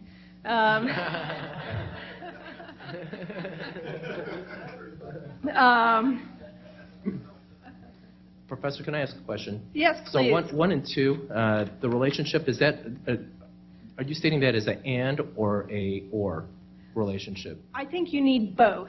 So I think you need a change to federal law that makes it clear that banks aren't going to be punished under criminal law. And then I think you need reassurances or limitations on the risk regulating authority of federal regulators so that the due diligence requirements are not set too high. I think you have to have both. Otherwise, as a practical matter, you're not going to wind up with with cannabis banking. And then you've spoken to pieces of it, but I just want to raise it because there's a discussion amongst some that advocate for a state bank claiming or stating that it would not be subject to all the rules and regulations and laws subject to national and state banks. So can you think of any application where they're not subject to the same rules or they're immune from some of those provisions? Well, it depends on what you want your state bank to do, right? Do you want your state bank to have access to a payment processing system provided by the Federal Reserve? If you do, you have to play by their rules. There's no getting around that. If you have a state bank that processes marijuana payments using its own system, you have to be aware that that state bank is still violating federal law, right? You still have the Controlled Substances Act, you still have the anti-money laundering laws, and so what it might be, and it might be that that's fine because no one will ever prosecute you for it. That's, I think, the view of most state taxing authorities. They all know that they're getting money that is from an illegal source under federal law. But state taxing authorities have just decided that, well, okay, let the Department of Justice come in and arrest us all, and let's see how that goes. You know, they think as a political calculation that that's not going to happen. And so you might think the same thing would be true with respect to a state-owned financial institution. But where I really see the trouble coming is that when that state financial institution wants to deal with a financial institution that's not a state financial institution, and everyone knows that that state financial institution was created for basically one reason, and that was marijuana payments. Does the federal government have the power to make it so that no bank can actually do business with your state bank? Yeah, absolutely. Would they do that? I'm a law professor. Get the political science folks in here and ask them. I mean, I don't know. I think that's a harder calculation. I think it's a harder calculation the more states you get that legalize some form of marijuana. But I don't know. That's a risk you'd have to decide if you were willing to take. So I agree with everything. After 2 years of talking to all these experts, I came to the same conclusion you did. But the State Board of Equalization has been collecting taxes, commingled funds for the last 20 years. And you're not in jail. We're not in jail. And so my, first proposition was, why can't we do more at the State Board of Equalization? Franchise Tax Board collects taxes. EDD collects, taxes. I mean, we are all collecting taxes at the state level. Right? So, I think all states, actually, as we're going around talking to different states, they're all doing the same thing. Every state agency is collecting money that is commingled and putting it into whatever their bank is. And some of those dollars do go to the Fed. Yeah. Right. Yeah, and so, I always say, you're right. And you've heard me say, I'm like California, we're like the biggest money launderer in the country, probably, right? So, if we're doing it and every state is going to do, 23 states now have passed some sort of law and everybody wants to collect taxes, everybody is going to be doing it at the state level. Well, my parents taught me that the everyone's doing it excuse doesn't always work. And that's really the trouble here, right? The trouble here is that you don't know at what point you're going to provoke the federal government. It's just hard to know that in advance. So it could be that you could get away with doing more. That could very well be the case, but that's just it. You're getting away with doing more. And so when you cross the line, I can't tell you where that enforcement line is. In fact, as a lawyer, I'm supposed to tell you it's illegal. That's the pesky trouble with lawyers. They put these ethical rules in, and we're supposed to tell you when you're doing stuff that's illegal, and so that's what they do, and it makes us unhelpful. But that's the trouble, right? You don't know where the law. Could you do more? Maybe, but you don't know where the line is. Where's the line where you would provoke the federal government into taking action against you? So it's Courtney, then Matt. I'm sorry, no, Matt, then David. So I'm with the credit unions, and one of our concerns in not only the CSA and other stuff is the RICO Act. I was wondering if you could talk a little bit about that, because if we fix the deposit problem, we still have the lending problem. And we can't just have a lot of deposits and cash come into our institutions without also lending that out. So I was just wondering if you could maybe talk a little bit about that. So RICO is designed to prevent criminal enterprises. The question is about how the RICO statutes, racketeering and corrupt enterprises, would prevent credit unions or other financial institutions from lending, even if you solve the deposit problem. So you get it so that credit unions can accept money coming in. What happens when you lend it out? And there are all sorts of problems when you lend it out. One thing that might happen is that you'd be subject to criminal forfeiture law. The business itself is subject to criminal forfeiture laws, and so it could be that when your collateral is seized and the cannabis business doesn't pay you back, you have no real recourse for that. Another problem, even beyond the RICO statutes, is just with basic contract law. At common law, contracts that are made for an illegal purpose are not enforceable. And so you go to a court to try to enforce the lending contract you've made with the borrower. Now you say, well, but I go to a Colorado state court to enforce my Colorado, or I go to a California court to enforce my California contract, and they would be sympathetic because we legalized marijuana here. Well, what happens if you've got a financer across the border, though, or what happens if you just got that one judge who thinks that the electorate got it wrong? So yeah, you've got problems on the lending side too. Now, to be clear, the problems on the lending side go away if you can get both of these things to happen.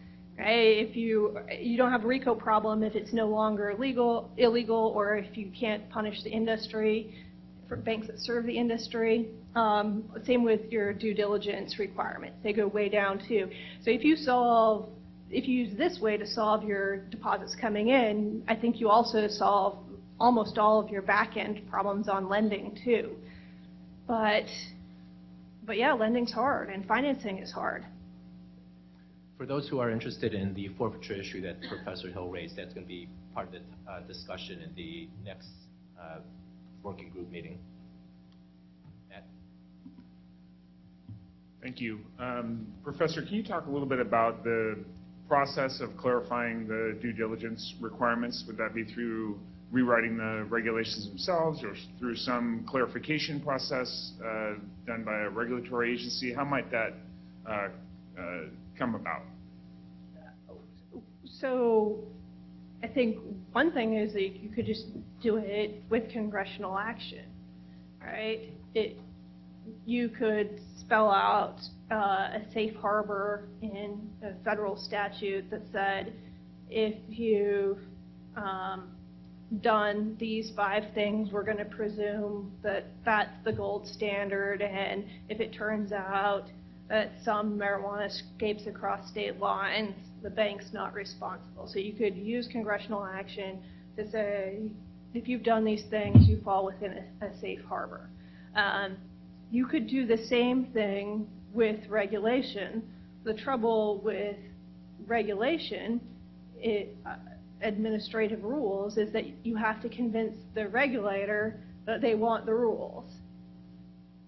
And so federal regulators could create a safe harbor that says we don't push for anything beyond this. This is what we think the gold standard is. But if regulators don't want to do it, that's a problem. And also, if they don't do it through rules themselves, if they do it through guidance, you have the trouble that it's very easy for administrations or even different administrators within an administration to change their mind or to not follow the guidance because they think that this one particular case is different. So I think from a bank's perspective, you probably prefer congressional action, but if you couldn't get congressional action here, an administrative rule would give you substantial comfort. If you can't get an administrative rule, might you be happy enough with very clear guidance? Maybe. It's possible that on the second prong here, very clear administrative guidance would give banks enough security that they'd be willing to take the plunge. But I think the bank's preference would be in that order: congressional action, administrative rule, it's hard to change, and then very clear guidance. That's basically that was going to be my question, so I won't make you go through that whole answer again. But great presentation, by the way. I think we were trying to articulate some of these same points in our last December 19th meeting, and you just showed us that we didn't do as well a job doing that. So I thank you for your time here. And also, I don't know if you're going to be here for this afternoon for the second or third panel, the C panel, but on the POS issue, I had the same question. That was going to be my question for this afternoon was, how do you clear that? How are you bypassing the Federal Reserve process? So I'm going to still save that until the C panel. And the other thing, I kind of was thinking about when I kind of take all this into consideration and kind of think about what can we do. It always seems to me goes back to the federal side of things, back to Congress. And if there's some way, it doesn't have to be overly complicated to figure out, is there just some way to have a safe passage type legislation that just kind of gives you a pass? And I know that because then what happens from there is then the regulators take that and they have to actually write the rules as they interpret the legislation, as they see it. But so you've already done a good job on going through all that, so I'll leave it at that.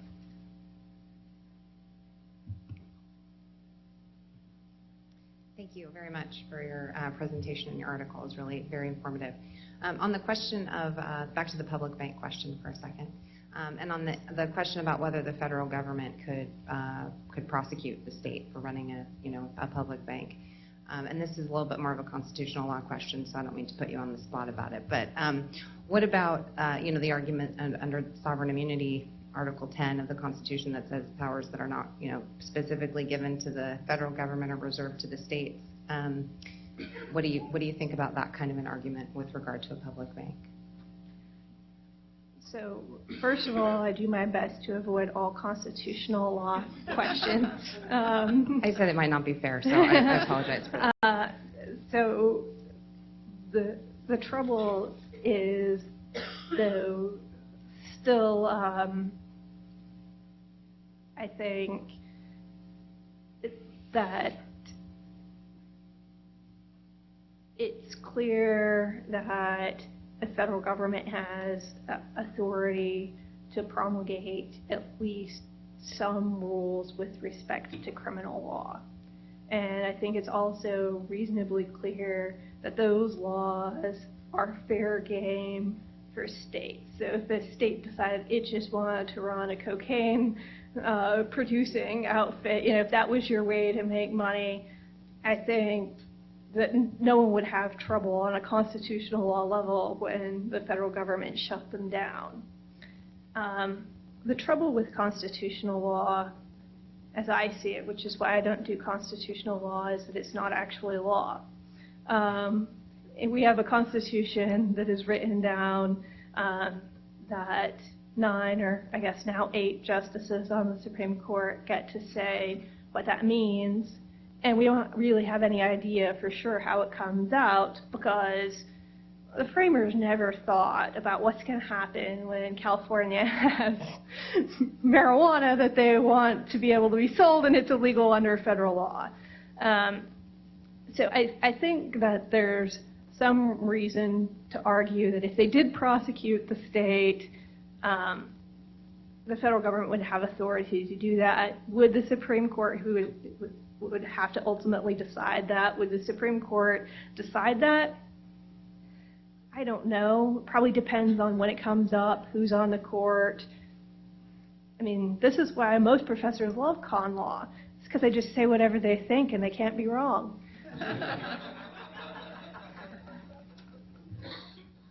Okay, very good. Thank you very much. We will call up. Thank you very kindly for your comments.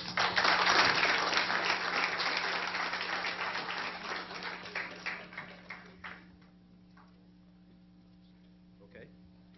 And now we turn to our last panel of the day, which is made up of people who can speak of the progress being made in getting banking services to cannabis businesses in other states.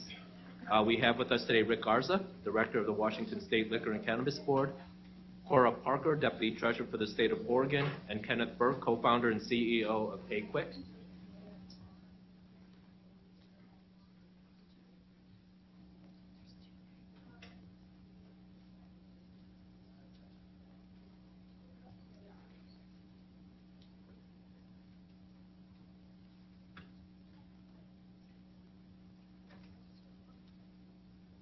Okay, and we will begin with Rick Garza. Rick, welcome. Good morning. Guess I should turn that on. Good morning. Good to be with you today. I see some familiar faces that have come to visit us in Washington the last couple of years. I have to shorten my presentation, I was told, so I'm going to really try to go through this very quickly. I guess I'd begin with this is very risky business, and I'm going to share the experience in Washington with respect to banking. One thing I'd start with is Oregon, Washington, Alaska, and Colorado have very different systems that were put in place, either by referendum or initiative, or in the case of Colorado, through a constitutional amendment. So our systems are very different, but I think some of the things that we're doing in Washington, the success that we've had in getting regional credit unions and state chartered banks, is what I want to share with you today. So let's begin with our system. So interesting that Allison Holcomb, who's the author of the initiative in Washington, wrote the initiative to replicate our alcohol beverage law coming out of Prohibition in 1934. So I mean, hear how what I just said, because there was an old Tide House law from 1934 that said a manufacturer, distributor of alcohol can have no interest in a retailer. This initiative does not allow for vertical integration, as you see in many, if not all, of the other states. If I'm a manufacturer, distributor of cannabis, I can't have financial interest, direct or indirect, in a retailer. That's exactly what the old Tide House law was for alcohol in Washington, here even in California. And so I begin by saying we created a 3-tier regulatory system for marijuana: producer, processor, retailer licenses, enforcement to carry out those rules, and then collection and distribution of taxes and fees. You've seen this and you've heard it talked about today, the Cole Memorandum. It really is the basis by which we created our regulations. There's 3 areas. One, and you've heard it, I'll do it very quickly: diversion. How are you going to convince us that you're not going to divert product out of the state or invert illegal product into the legal system in Washington? Secondly, how are you going to keep it out of the hands of kids?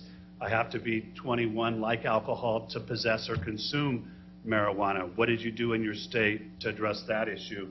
Number 3, how are you going to keep it out of the hands of cartels, criminals? We've talked a little bit about that. I'll share how we've done that. So first, the licensing requirements. These were the licensing requirements for alcohol after Prohibition in 1934. We don't do fingerprints anymore for alcohol licenses, but we do a criminal history investigation of the applicant, their spouses. It includes a fingerprint both with the Washington State Patrol in Washington, and then through the FBI we do a criminal history of the nation. You have to attest when you apply with the Liquor and Cannabis Board for all arrests and all convictions.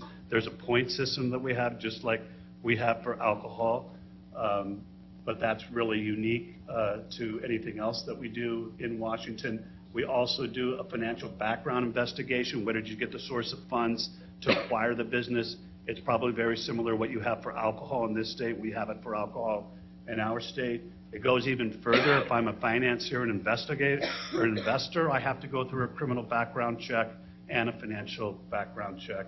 And then there's a 6-month residency requirement. Colorado, I think, had 2 years. And then there's a buffer zone for 1,000 feet where these licenses, a producer, processor, or retailer, cannot be located. It's 1,000 feet from where children are typically located: schools, childcare centers, transit centers, game archive, libraries, playgrounds, and public parks. And then with respect to the diversion issue, a pretty robust and comprehensive seed-to-sell system that we have, like Colorado and like many other states that have legalized. Just very quickly, the number of licenses in Washington, about 1,273 total licenses, producer and processor, almost 500 licenses, retail licenses statewide.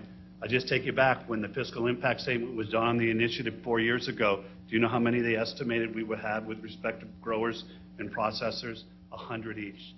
They assumed there would be 2,000 people that applied, over 7,000 applied to get into the business. And so we won't have time to talk about that, but some other day.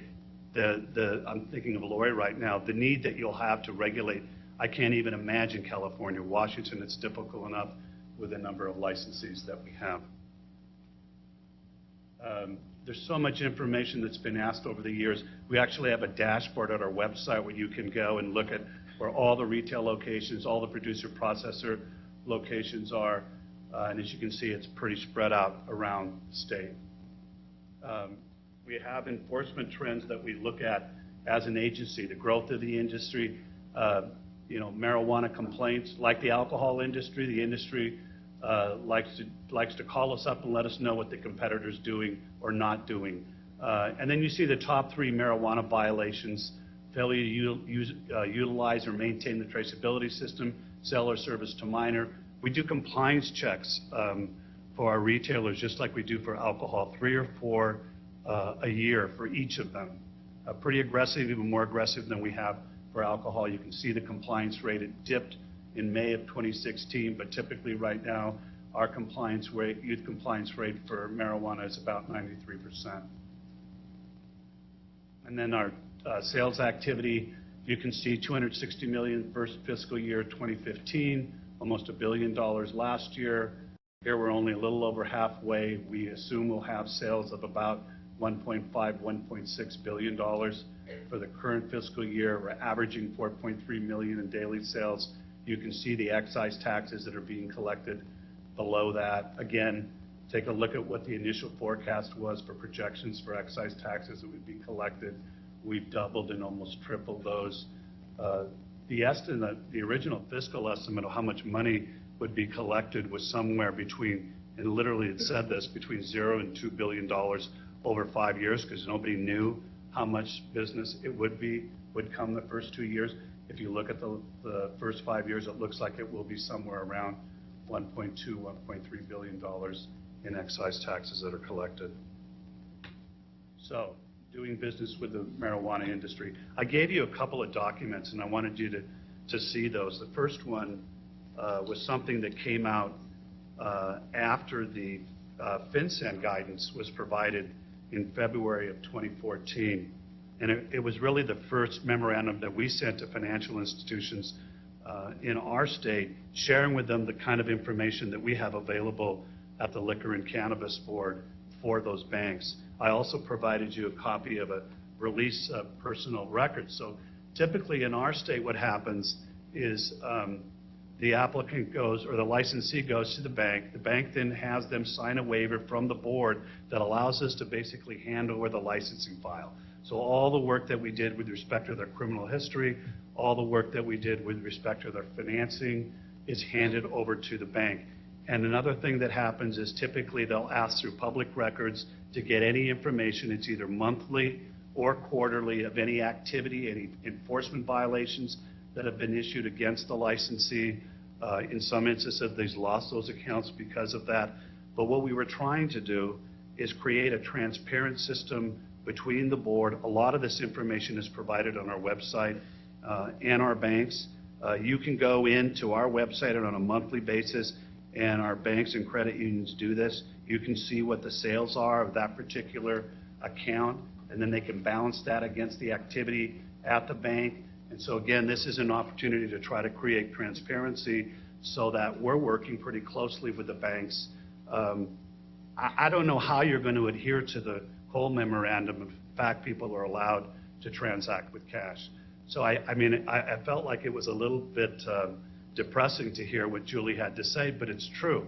But I have to tell you, I think the strategy we took was you're going to have to be proactive. I mean, the Cole Memorandum, I don't think you can wait for the government, the federal government to move. I don't think it's going to. I think you have to be proactive as a state, as we have, to do everything you possibly can to allow for the businesses to use, whether it's state-chartered banks or credit local, and for most of the state, it's regional credit unions who have stepped forward, and that continues to increase. Every 3 or 4 months, another credit union or state-chartered bank moves forward, but you just have to be proactive in doing everything that you can, and I don't think we can really deal with the issues, but you have guidance. You have the Cole Memorandum, you have the FinCEN guidance that you were given, and it's really true. It's not the force of law. It's not even a rule. It's just simply a memorandum, but it gives us enough guidance, and I think we've had success in Washington because we've worked with the Department of Financial Institutions, which I'm sure you have here in California. We've been active with our congressional delegation to get them to pressure the federal government to give guidance in the first hand, which they did. It took a little bit of time, but they did. So I guess my recommendation to you all would be do everything you can in trying to be transparent. I think we're successful because of the scrutiny that we go through with our licensees in order to hold a license. And in some of the states where they've had problems, it's because they're not scrutinizing that license. They're not doing enough due diligence to make sure that you go through a criminal background check and a financial investigation so that you know where the money is flowing and where it came from for the business. So I know I may have gone a little bit over. The biggest issue that we had that you can see on the slide is the biggest concern is the excise taxes collected at the retail level in Washington. It's 37%. That's a lot of cash that was coming to the Liquor and Cannabis Board. And so by being able to get these credit unions and state charter banks to provide that banking services and financial services, we were concerned because people were literally coming to our office to pay their excise taxes, as you heard, with cash. We were able to move that to about 90% of it now is coming in a form other than cash. And for that, it was really important. We had employees, we had a window, we had a lot of people paying early on in cash, and that was problematic. So with that, I'll hand it over to the next presenter. Thank you.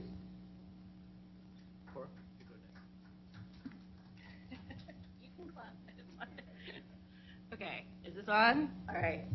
So hi, I'm Cora Parker. I'm the Director of Finance with the Oregon State Treasury. And my relationship to the industry, as you might imagine, is very similar to the gentleman who is here from the LA City Office of Finance. Primarily, I work with financial institutions and state agencies, Department of Revenue and others, to bank the funds that we're collecting from the industry.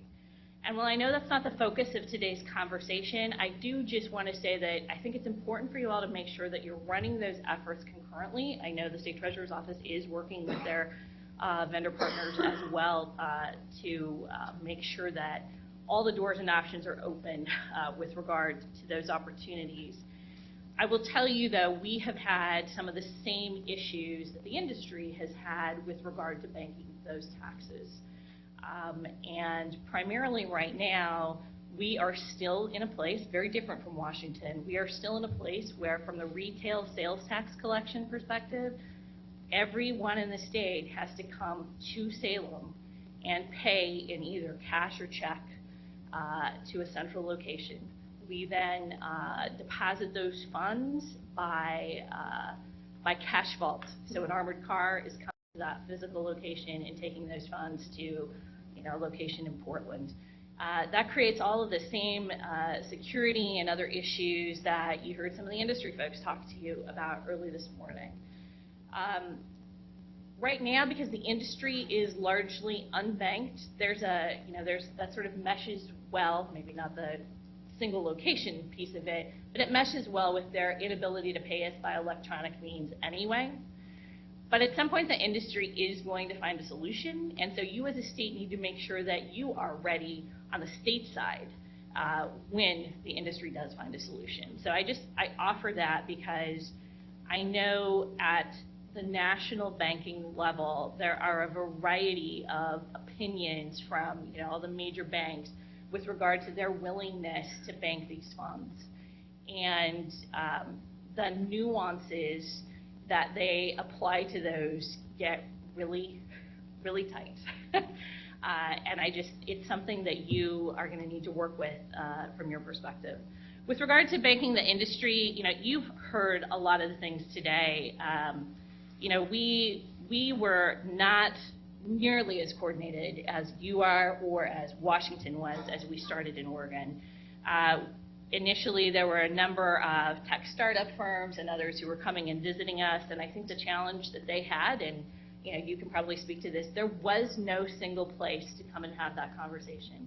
No single place at the state level, either from a banking regulatory or licensing regulatory perspective, but I also think no single place from an industry perspective with regard to the coalitions. There are a number of different cannabis-related coalitions, but they weren't necessarily working together to have those conversations. And so I think it made it very difficult for those who might have a solution, even if it is a short-term solution, very difficult for them to have an entry. They're sort of, where do we start? How do we enter into that conversation? And so I applaud you for the work that you're doing here, because I think that will make some of that conversation easier for you. We had attempts by a couple of different state chartered banks to really take on this business and say, we'll raise our hands, we'll be the ones who will tackle these issues. They experienced the very issues that the professor talked to you about and some of the others today. When they got through really the regulatory constructs that they had to set up to be able to do that, it just was too costly. There just was no way for them to really do that in a manner that allowed them to continue to make money, which is their goal.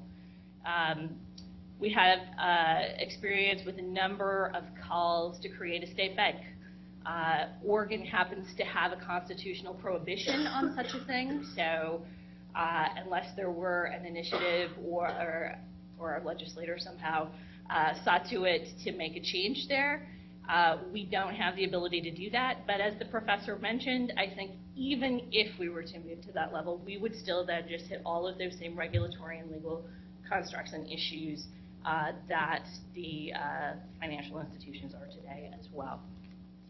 One of the things that Mr. Garza talked about was really the regulatory construct, and I think what Washington did that we are just beginning to do is provide access to the licensing and infraction and compliance information to all of the financial institutions in a way that was simple and easy and clear, so that while they may not be able to go that next step and determine that they haven't provided access to minors 3 layers down the transaction, they were able to very clearly get to that level that the state was able to certify to. And I think that is what has made it a much simpler process within the state. Oregon is starting to do that, but it is much more of an ad hoc process. Our licensing board is really starting to follow in more of an ad hoc and one-off way access and relationship with individual financial institutions, but have nowhere near the sort of depth and breadth of information available on websites and in other just very clear and distinct ways. So I applaud again Washington for the efforts that they've done there, and there are several of us in the state who are trying to get those who have authority for those efforts to really follow that model. Beyond that, I will say even with that sort of dire description of what's been happening in Oregon, we find that there still are about a 50% cash to check ratio coming in for our retail sales tax payments. That's maintained about that same level for the entire first year that we've been online. Now, the 50% that are banked, we have seen churn. We have seen, they started here, Now they're here, a couple months later they're somewhere else. But there still seems to be this sort of maintenance of about 50% of those payments coming in are banked in some manner. That officially, we have one bank and two credit unions who are officially taking money. They are not the only ones that those transactions are coming in from, however. So we believe there's just more of a quiet, don't ask, don't tell, long-term relationships. Used to be Mike's bike shop, now it's Mike's pot shop, but I know Mike, and I'm willing to bank Mike because he's been my long-term customer, and I think we have a lot of that going on in Oregon right now. I don't know how sustainable that is as the conversation continues, just from a more global scale. So, in general, I think we have come to the same conclusion in Oregon that changes need to occur at the federal level, both on the criminal side and on the regulatory side, and that beyond that there is no good, solid, clear answer. But you can take efforts similar to what Washington has done in their regulatory scheme. I think there are some, some technology solutions that could be good answers. Again, I think, yeah, that's it. I think, as the professor mentioned, that there's questions by those of us who are considering partnering in those relationships, really how long-term and sustainable they are.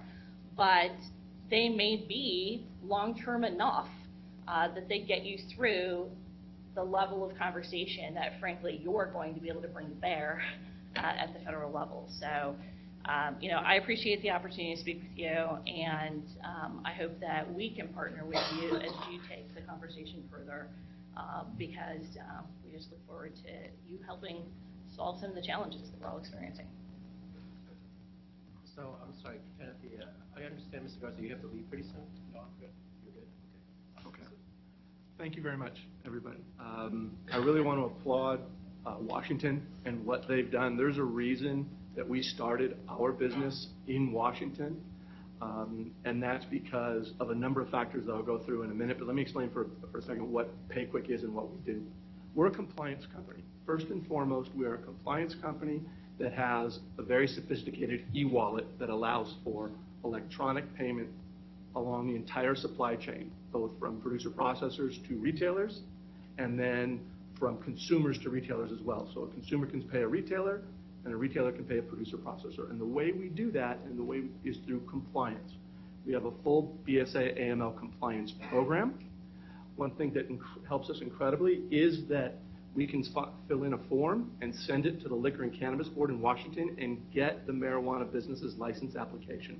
So we can do our own know your customer due diligence before we onboard a marijuana business. That's critical, absolutely critical.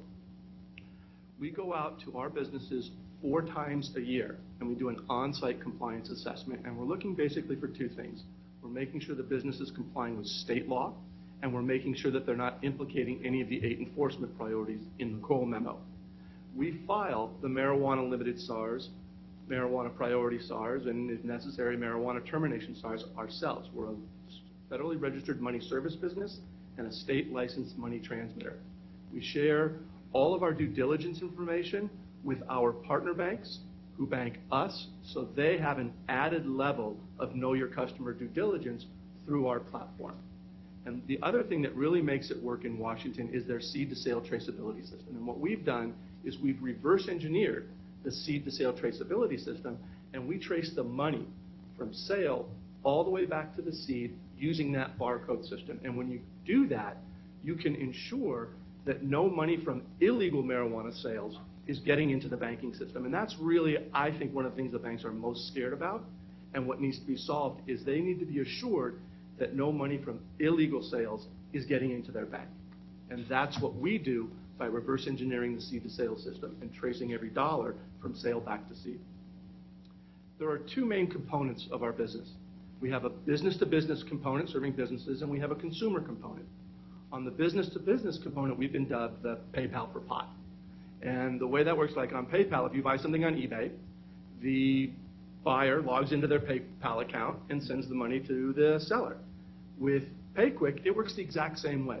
The marijuana retail store, when they receive the marijuana, they log into their PayQuick account and they send the money electronically within PayQuick to the grower. So that delivery person is not driving back with $5,000, $10,000, $15,000, $25,000 in cash in their car. That's one of the B2B components. The next B2B component is cash management. You have an armored car service that comes and picks up the cash from the producer processors and from the retailers. It's taken to a counting room. From the counting room, it's verified. It's deposited into the Federal Reserve Bank. It's credited to our bank account at our partner bank, and then our software credits the money to each marijuana business's PayQuick account. Okay, so that's the way the process works. So it's picked up in cash, counted, deposited into the Fed. From the Fed, it goes to our bank, who banks us, and then our software platform allocates it to the individual marijuana business. The next component of our B2B platform is a bill pay service. So in Washington, a marijuana business can log into their PayQuick account.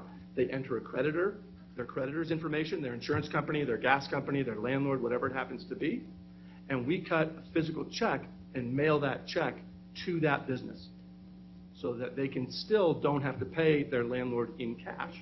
We provide through a third-party payroll services so they can use the funds in their PayQuick account to pay payroll. And we also have a lot of ancillary businesses that have signed up for PayQuick accounts. So these are lawyers, accountants, insurance companies who, as we heard before, are getting paid in cash. They can also have a PayQuick account, and so they can be paid electronically through our platform. That's the nuts and bolts of our B2B platform. We also have a consumer-based platform, which is a physical PayQuick card, and a consumer signs up for a PayQuick account. They receive a PayQuick card. They can also download a smartphone app, and what they do is they link their PayQuick account to their bank account, and they send via ACH transfer funds from their bank account to their PayQuick account, and when they walk into the retail marijuana store, they just show their PayQuick card or their smartphone app to make the purchase, and it further reduces the amount of cash at the retail level. It works really much like a Starbucks card, if any of you guys have Starbucks cards. So that's our platform, from a 40,000-foot kind of view. Mainly, I reiterate, we are a compliance company with an e-wallet because that's what makes it work. Now, I think everyone here, we all have the same goal, and that is to get banks willing to bank this industry. In Washington, as you saw, you had 3 banks and 3 credit unions basically right now doing it. In California, we need a lot more than that. We need a lot more than that given the size of this state. So I view it kind of as a jigsaw puzzle, and we've got to put all the pieces of that puzzle together. And Washington, in fact, has put those pieces together. And let me go through what we see in Washington, and I think what will really, really help here. And that is, one, a robust seed-to-sale traceability system that barcodes everything. It's mandated that all marijuana and marijuana-infused products in Washington are pre-weighed and pre-packaged. So it's not a jar where they're taking, flour out of a jar, weighing it on a scale and selling it. It's all pre-packaged, and that package has the barcode on it that goes all the way back to the seed. That's done brilliantly in Washington, and it's incredibly important to make sure that no black market money gets into the system. The other thing that Washington did is that they did not allow the existing medical marijuana stores to just start selling retail marijuana on a date certain, which is what Colorado did. They said July 1st, 2014, anyone over 21 could come in and buy it. That was a huge problem, I think, for banks willing to get involved. Washington didn't do it that way. They required that the growers start their grow, they tag their plants, they harvest them, they ship them, they barcode them, they send them to the dispensaries, and now you could have a retail sale. At the beginning, of course, there were supply and demand issues, and there was a little bit of friction there because you had a limited supply. But now that you've been through several growing cycles, it's all smoothed out. But they never allowed medical marijuana stores to just start selling retail on a date certain. And now we think that was incredibly important. The other 2 things that they've done, as Rick mentioned, is they've established a very good framework for the transfer of marijuana licensee information to financial institutions and institutions like ours. So we can get both their licensee data, all their background checks, ownership information to do our own Know Your Customer due diligence, and they also make freely available the sales records, the sales information on their website. So we have over 200 clients in Washington, and every month we go and we check their sales data, we check their deposits, we see how much business they're doing, and we match it all up to make sure that they're all in line. And if they're depositing clearly more than their sales, we find out why. If they're depositing less than their sales, we find out why, because we want to know where that money is going. They also, in Oregon, there's legislation that protects financial institutions from criminal liability for serving the marijuana industry. And you're right, I think we're all right. We're not going to see much from the federal government for quite a while. We're just not. So it's incumbent upon us in California to get those regulations in place and protect financial institutions who are dealing with this business and establishing due diligence and compliance thresholds for financial institutions and companies like ours, PayQuick, money transmitters, that we need to comply with in order to serve this industry. And I'm setting up a safe harbor, that if you do this, you're okay with the state. And my final point, and this is something that Washington has done among licensees, and I think it should be extended further. Washington does not allow licensees to pay each other using cryptocurrency like Bitcoin. And we think that that is incredibly important, given the nascent nature of this industry, that we keep cryptocurrency like Bitcoin out of the marijuana transaction through the entire supply chain. And I think when you do all of those things, you put all the pieces of the jigsaw puzzle together, and you will encourage and entice banks and credit unions to serve this industry in California. Yeah, I think the only thing I'd add is that that was a decision made by the Department of Financial Institutions, not the Liquor and Cannabis Board.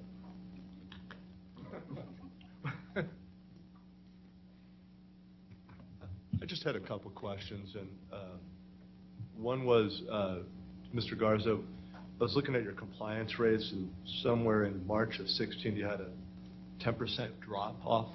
Why would is there a rationale for that? Or? Yeah, I think part of it was that it wasn't the same number. It was a smaller number, and it had. And so remember initially, if you know anything about compliance, especially around alcohol, the more compliance you do, the more compliance you're going to get. And oftentimes when our compliance dips, it's because we're not doing enough of them statewide or in a region. And I think that's what happened in that case. But I can tell you, it's pretty static. After that, we're trying to make 3 or 4 visits a year to each of them. And if you do get stung, and you're part of that 10%, we're back in there 3 months later doing another compliance check. But it's just one of the tools that we use that I think gives assurance to the banks and those that want to provide financial services that we're watching very carefully the industry. We do it when we license them in the very beginning, and then we're there all the time. The security, the cameras, surveillance. I heard someone talk about security and no guns. It's the guns that's the issue, not the security. You can have security inside those buildings as we do with our licensed premises, but I think it's just from the very beginning, whether it's a seed to sell program or it's when you first apply for a license to the enforcement that occurs continually. We have 140 enforcement officers in our state. We do alcohol and cannabis together. We thought that was probably the best way to do it. From a retail point of view, our retail outlets are where our bars and lounges are and our restaurants. And so we've taken an approach, at least with respect to retail. We have a separate unit for producers and processors for marijuana because it's very different than a winery or a brewery. But the vast majority of our enforcement officers do compliance both for alcohol and cannabis in our state. And that has a lot to do to think about how much resources are being given to the regulatory agency to do that type of enforcement. In your state, I see there's 7 or 8 different agencies that have responsibilities. In Washington, it's probably easier for us because we're the primary agency, and then we have an interagency group of 10 other agencies that we work with, in addition to the Department of Financial Institutions. But I think we've had some success. And let me say, I should say some success, because there's still a lot of cash moving from producer to processor and processor to retailer. It's the retailers that in our state that are having success with respect to banking and with the credit unions. But we still have a long ways to go too. The national banks do not want to touch this industry right now, and so we've targeted our efforts toward state credit unions, state chartered banks. I'm glad that you brought that up, and my other question had to do, was directed at Ms. Parker. You mentioned that this industry is unbanked. The reality, at least what we heard earlier today from the city of LA, is that only 20% is coming in cash receipts. Are you experiencing something different in Oregon? No, I mean, I think, as I said, we're about at 50-50 actually. So we are still getting. On our scale, that's a lot different. Yes, but I think the important piece there is that 50%, we're seeing them stifle bank to bank to bank to bank. For sure. So at some point, they're going to run out. If they've not resolved the issue on a broader scale, they're going to run out of banks to jump to. So yes, I think there is in Oregon, again, we have 3 who are willingly accepting funds and represent probably about that same 20% level really between the 3 of them, maybe something slightly more. I think the others, there are some that, again, those long-term relationships, I know Mike, regardless of whether he's got a bike shop or a pocket shop now, but I think there's a lot that just, they don't know what they're banking, and they are firing their customers when they find out who they are. So that, I think that number from a sustainability perspective, at least in Oregon, is a little misrepresentative of really the true bank nature of the industry.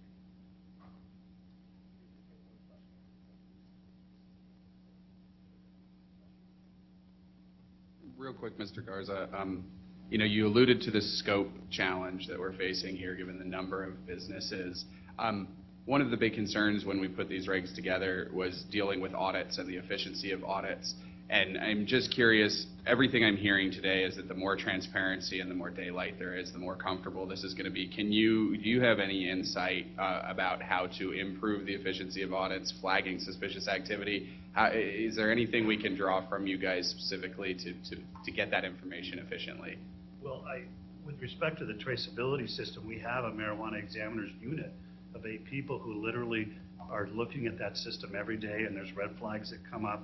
I don't know if that's what you're talking about, but it's all about staffing. So we have a large licensing staff, a larger enforcement staff, and the MJ examiners and auditors that go out to audit the businesses, just like we do breweries, distilleries, and wineries. So the fact that the systems were created very similar with respect to cannabis and alcohol, those places where you have regulators that have alcohol experience that they've given it to, they just gave it to them, I think, in Maine, from where it started through the initiative process, makes it easier for us because we understand that if you build those systems like alcohol, and I know there's a lot of people in the cannabis industry that don't like that, but the reality is there's a lot of symmetry there, and it makes a lot of sense. We know how to regulate both drugs.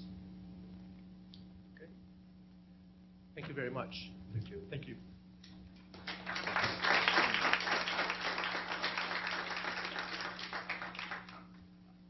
We're now going to turn to public comment, but I want to do a couple of things. First, I wanted to thank the SCAG staff and their kindness and generosity for allowing us to hold this meeting here, so thank you to SCAG. Then please recognize them. And then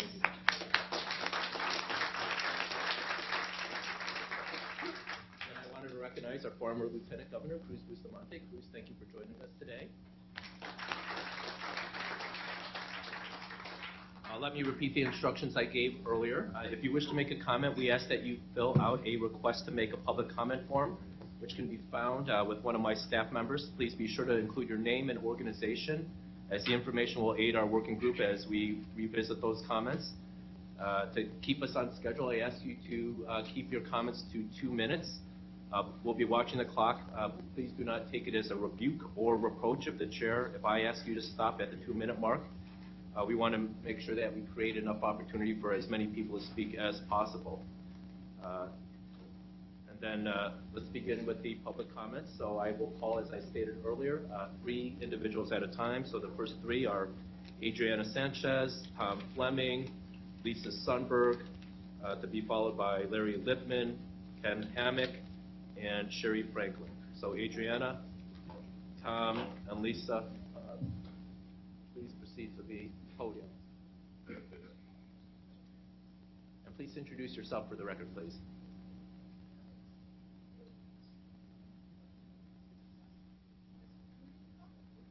Adriana, Tom, and Lisa. Hello, I'm Adriana Sanchez. I represent a company called eCannapay. We actually have a lot of a service that can solve a lot of your problems. We work with 10 of the top tier 1 banking institutions, and we offer banking for the cannabis industry, also merchant services, payroll services, employee benefits, and tax services as well. We do something similar to Quick Pay, excuse me. We send the armored cars to pick up the cash and deposit it directly into their banks. So we do open up FDIC bank or insured bank accounts for these businesses. They work just like a regular business account, and we're able to help them and not have their business account shut down. So just wanted to give you that information because we are nationwide. We're operational in all the legal states as well as with CBD oils. Okay, thank you. Thank you. Tom? If you guys could, when I call your name, if you could line up, please. Tom, followed by Lisa. Hey. I'm Tom Fleming. I don't know if I can keep this to 2 minutes, but... I'm going to hold you to it. Okay, maybe after I start. I'm actually here at the invitation of this group because I work with a working group on the East Coast that's trying to do exactly the same thing and put together a white paper on, not avoided many meetings. But my resume is that I was a banker for 22 years. And then for 24 years, I was with the U.S. government and only did Bank Secrecy Act and anti-money laundering initiatives and compliance issues. The last 7 years of my career, I was the director of compliance for FinCEN. And listening to the comments here is exactly what I heard 2 years ago when I got into this, going to marijuana conferences and listening to people talk. And there is still a huge amount of misunderstanding and misinterpretation and misinformation with regard to banking this industry. Number one, the two industries do not understand one another. And I've heard lots of presentations at particularly the cannabis industry conferences at which I have addressed 7 of them with keynote speeches.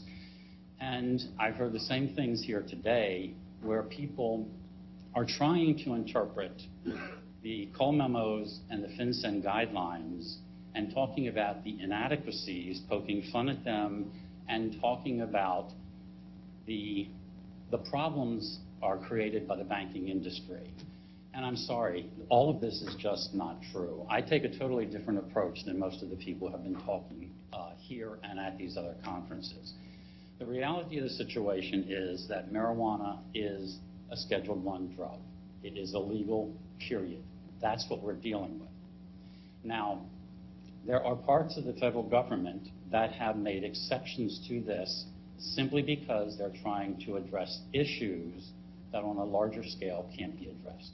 And that is the accumulation of cash in this cash-intensive industry, the fact that crime around this is rising, and the fact that law enforcement needs the appropriate information to do their job on the illegal operations as opposed to those that are legitimately recognized. My take on the Cole memos together, the two collectively, which were very similar but had some differences in them, is basically those memos were issued to the prosecutors, and they didn't have to be made public. But DOJ made them public because they wanted the public and state governments to know they were taking a stance on marijuana. And that is that they're going to rely on the states to take care of enforcement and regulation of their state laws, and all of those kinds of responsibilities will make banks feel better about banking that community. But when presentations are done or the the attitude toward the FinCEN guidance and the Cole memos is negative. This is exactly what fosters the fears that the banks have, and they walk away from the industry. The answer to all of this is educating both industries to understand one another and to work together, because without the cooperation, banks cannot comply with their requirements, and the industry doesn't understand what those requirements are. Now, I know I'm over my limit, but I could go on for a long time. Yeah, I'm sure you could be. If you want to submit a written submission, we would greatly appreciate it. And then we'll have you add it to the record. Okay.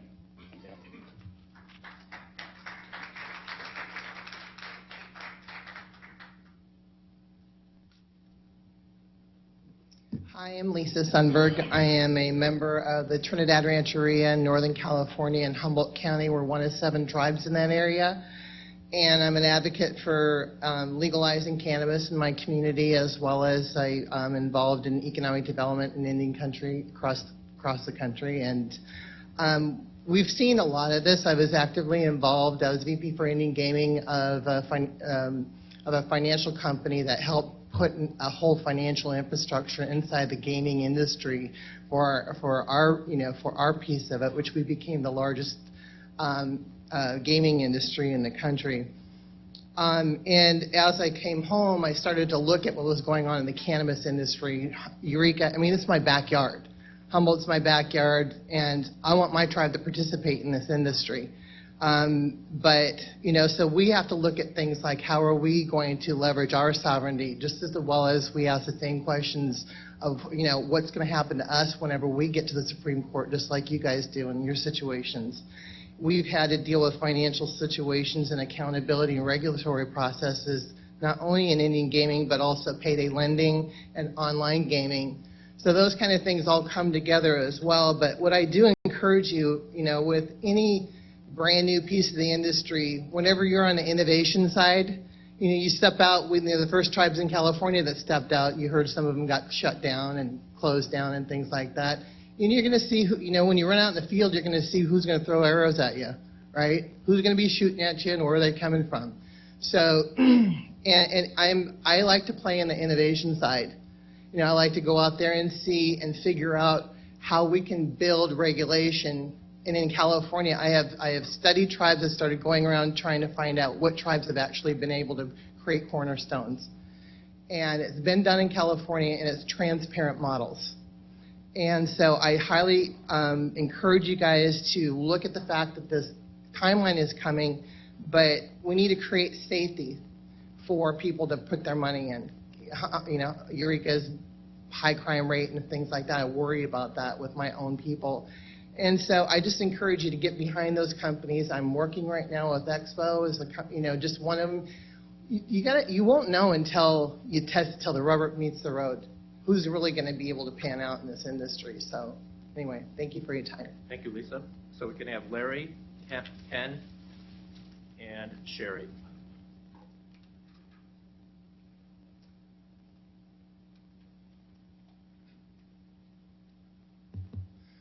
My name is Larry Lippman. I'm the CEO of Alliance Financial Network, and many of you I've been speaking to via email over the last month or two, and several of you I've spoken to.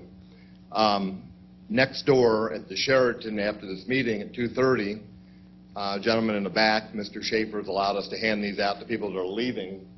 We're going to have a 2:30 and 3:30 meeting to explain our solution in complete detail. I'm a subject matter expert in fintech, which is financial technology. We operate in bank-choked industries. You heard a little bit about that today. Federal firearms, payday lending, other industries that the government has made very difficult. We spent about 3 years on each piece that Todd Bowie was speaking about earlier, and I forgot your name, but this gentleman, all of his problems and concerns. Financial institutions must file red flag SARS reports for inconsistent financial reporting in relation to the business. It's in the FinCEN guidelines. We are a FinCEN MSB. We're regulated by 5 agencies, one of them being the IRS. And I would urge you to make sure that your seed to sale is an end-to-end and it's coordinated with this subject matter. I work in 7 states. I just came back from Canada yesterday, and I'm working in the Caribbean, which is having the same issues for BSA and anti-money laundering. So 2 days ago, we had a new Attorney General approved. Yesterday, Colorado shut down banks, shut down 36 bank accounts and a payroll account. The reason? There's a lot of lying on the KYC. Those were all squeezed out. We've opened now pre-registration in the Bay Area, Humboldt County, and today we're going to open LA. So I'm being waived, but I would urge you, if you're interested, come by the El Capitan room in the Sheraton, 2:30 or 3:30. We are expecting a lot of people, and we'd love to meet everybody and talk about our program. Thank you, Larry. Ken? Yes, Ken. Thank you, Ken. I'll keep it short. Ken Hammock, Humboldt County. Thank you for addressing these issues. To me, they're pure safety issues. But now to talk about the money side, I know banking and regulatory regimes are trying to be formed appropriately, track and trace programs, et cetera. But I also ask us to look at the bigger picture too. The seed to sale, we talk about a lot. If you did a diagram of seed to sale, those are all people.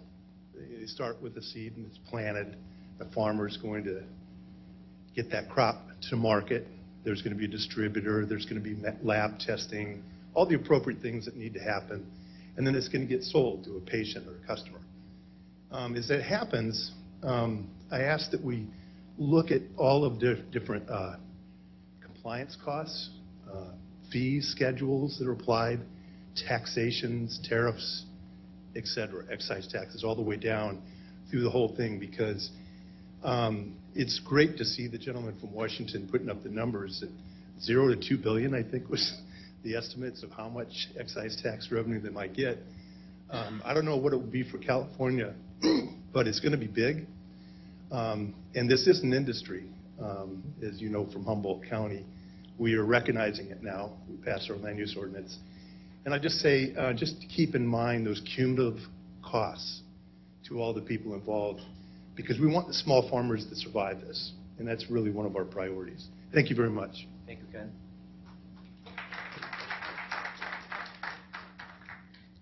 Good afternoon, and thank you for this very informative hearing today. My name is Cherie Franklin with Urban Design Center. We're working to create an incubator facility in Los Angeles focused on the cannabis industry, the Cannabis of Los Angeles Incubator, and then also to create a credit union, if possible, the People's Credit Union of California. Our main focus is to make sure that there's equitable distribution of opportunities for enterprises in South Los Angeles. We want to make sure that they have access to information to form these entities, but more importantly, as we talked about today, banking. As you know, there's already a dearth of banking enterprises within South Los Angeles and other urban communities. So as you think about this, we want to make sure that they are located in areas where these enterprises within South Los Angeles will have access to them. And the other thing is to look at something similar to what we have with CRA, with the banking industry now, making sure that there's a reinvestment in communities that have been impacted by the cannabis industry, and also to make sure that there's opportunities to train, mentor, and provide resources for entrepreneurs who are developing and who are not part of the 135 that are currently allowed to operate in Los Angeles. That if you look at a map, South Los Angeles is not part of the business right now. We need to change that. Thank you. Thank you very kindly. The next three are Lisa Sellen, Kathleen Van Osten, and Ali Fakri. Can't read. I'm sorry. Hi, I'm Lisa Seelan. I'm General Counsel to the UCBA Trade Association, and I want to thank all of you for everything you're trying to do to make this industry as legitimate as it can be. I'll keep it very short. First of all, I just want to clarify, most of the banking is not transparent banking. So if people are paying their taxes with bank accounts, as stated earlier, they're not associated usually with the actual entity. It's a management company, and that in itself is really not a suitable alternative, and finding real banking solutions is what we're all looking for. Just one other thing, with regard to the new administration, this week Dana Rohrabacher of California, our 48th U.S. Congressman, introduced the Respect State Marijuana Laws Act of 2017. It might fall to deaf ears. We don't know that. Everyone has in the past. But with California having 53 congressmen and over half the states having marijuana laws, I think we need to start looking as states to how we can influence Congress to fix this problem. And I don't know what California is doing at the federal level, but I think we all need to, as industry, contact our congressmen, talk to our fellow states that have marijuana laws, and see if, as a unit with 60% of the general population in favor of marijuana legalization, how we can create a movement to get this forward, even in a hostile environment in the federal government right now. Thanks again. I appreciate it. Thank you, Kathleen. So, Ali?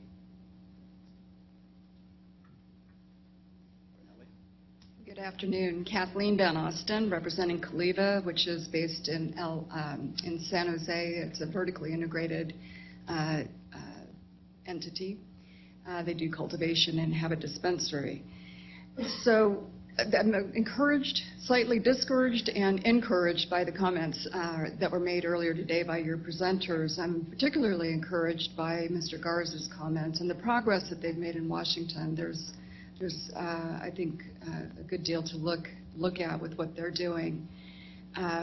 It's critical for Caliva and others in the business, in the industry, that we can have the relationships with our banks and credit unions that are above board and fully transparent. We're eager to do that. There's a strong desire to, in fact, Caliva has always said, we're ready to be a good partner. But with the banking and credit unions, what we don't want to see is have our honesty and integrity used somehow against us in the future. And that's a concern, one that is certainly surmountable, but we definitely are encouraged by the comments that were made earlier, and we're very eager to get there. So just encourage the working group here to continue your due diligence, and hopefully we can come up with a solution. Thank you. Thank you. Hi, my name is Ali. I am the CEO of Eventai. We are a software company. We don't touch the plant at all. And we're having issues with banking, especially with gateways. No company is willing to work with us, from PayPal to any gateway that's available out there, because of Visa, MasterCard, American Express are basically the back end of some of these softwares that are available for software companies like us. We don't touch the flower. Even our clients don't touch the flower. But fortunately, we can't get a bank account. We can't do a single transaction online. And if we want to kind of follow under these guidelines and trying to establish a bank account with our bank, we are a software that takes transactions in different states. So we kind of break some laws through Fitsent. So we really want you guys also to notice that it's not just the flower, the cash issue. It's also gateway issue, credit card issues. There's a lot of tech companies are coming into the space, and a lot of services we offer through credit cards, through transactions online. And even if we don't touch the plant, this is becoming a huge issue for even just getting a bank account as a software company. So that's it. Thank you very much. Thanks, Ali. So if you want to make any public comment, make sure to submit your request. We have Aaron Justice and Peter Holsworth next.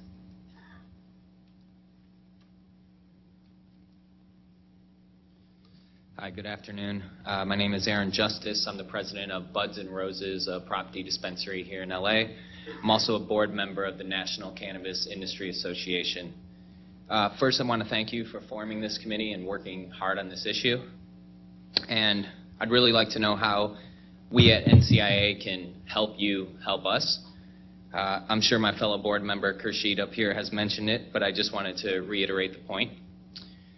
This issue can only truly be solved at the federal level. At NCIA, we have political support and federal lobbyists on both sides of the aisle in Washington, D.C.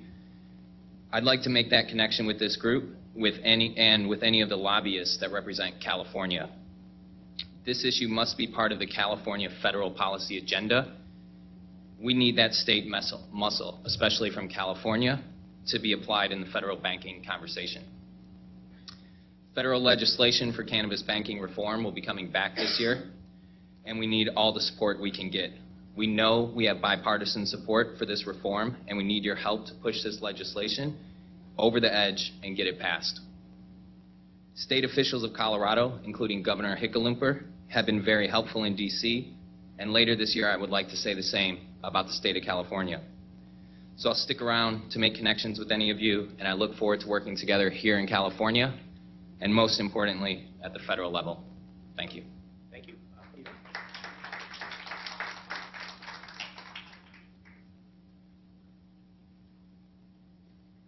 Good afternoon. First off, I would like to thank each one of you for the opportunity to speak to you today. My name is Peter Holsworth with the Cannabis Lab. I'm the former CIO of BioTrack THC, which built the state systems for Washington and several other states that are operating successfully now.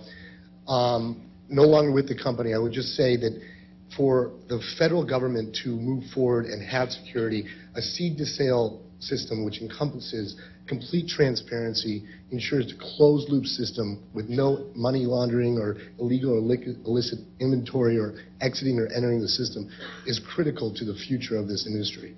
And I would just encourage everybody here in the decision-making process to take your time to value each one of those options on a statewide or municipal level prudently and understand its importance towards the successful banking of this industry. Thank you very much.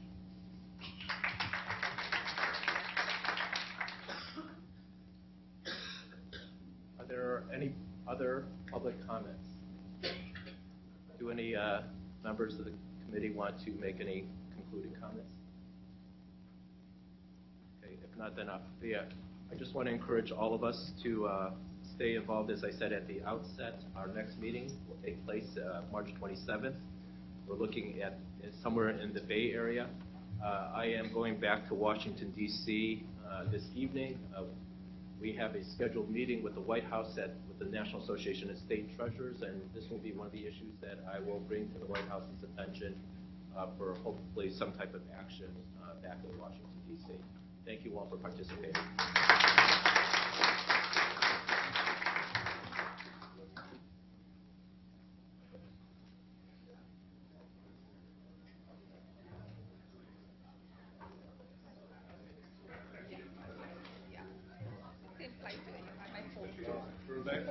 Yeah.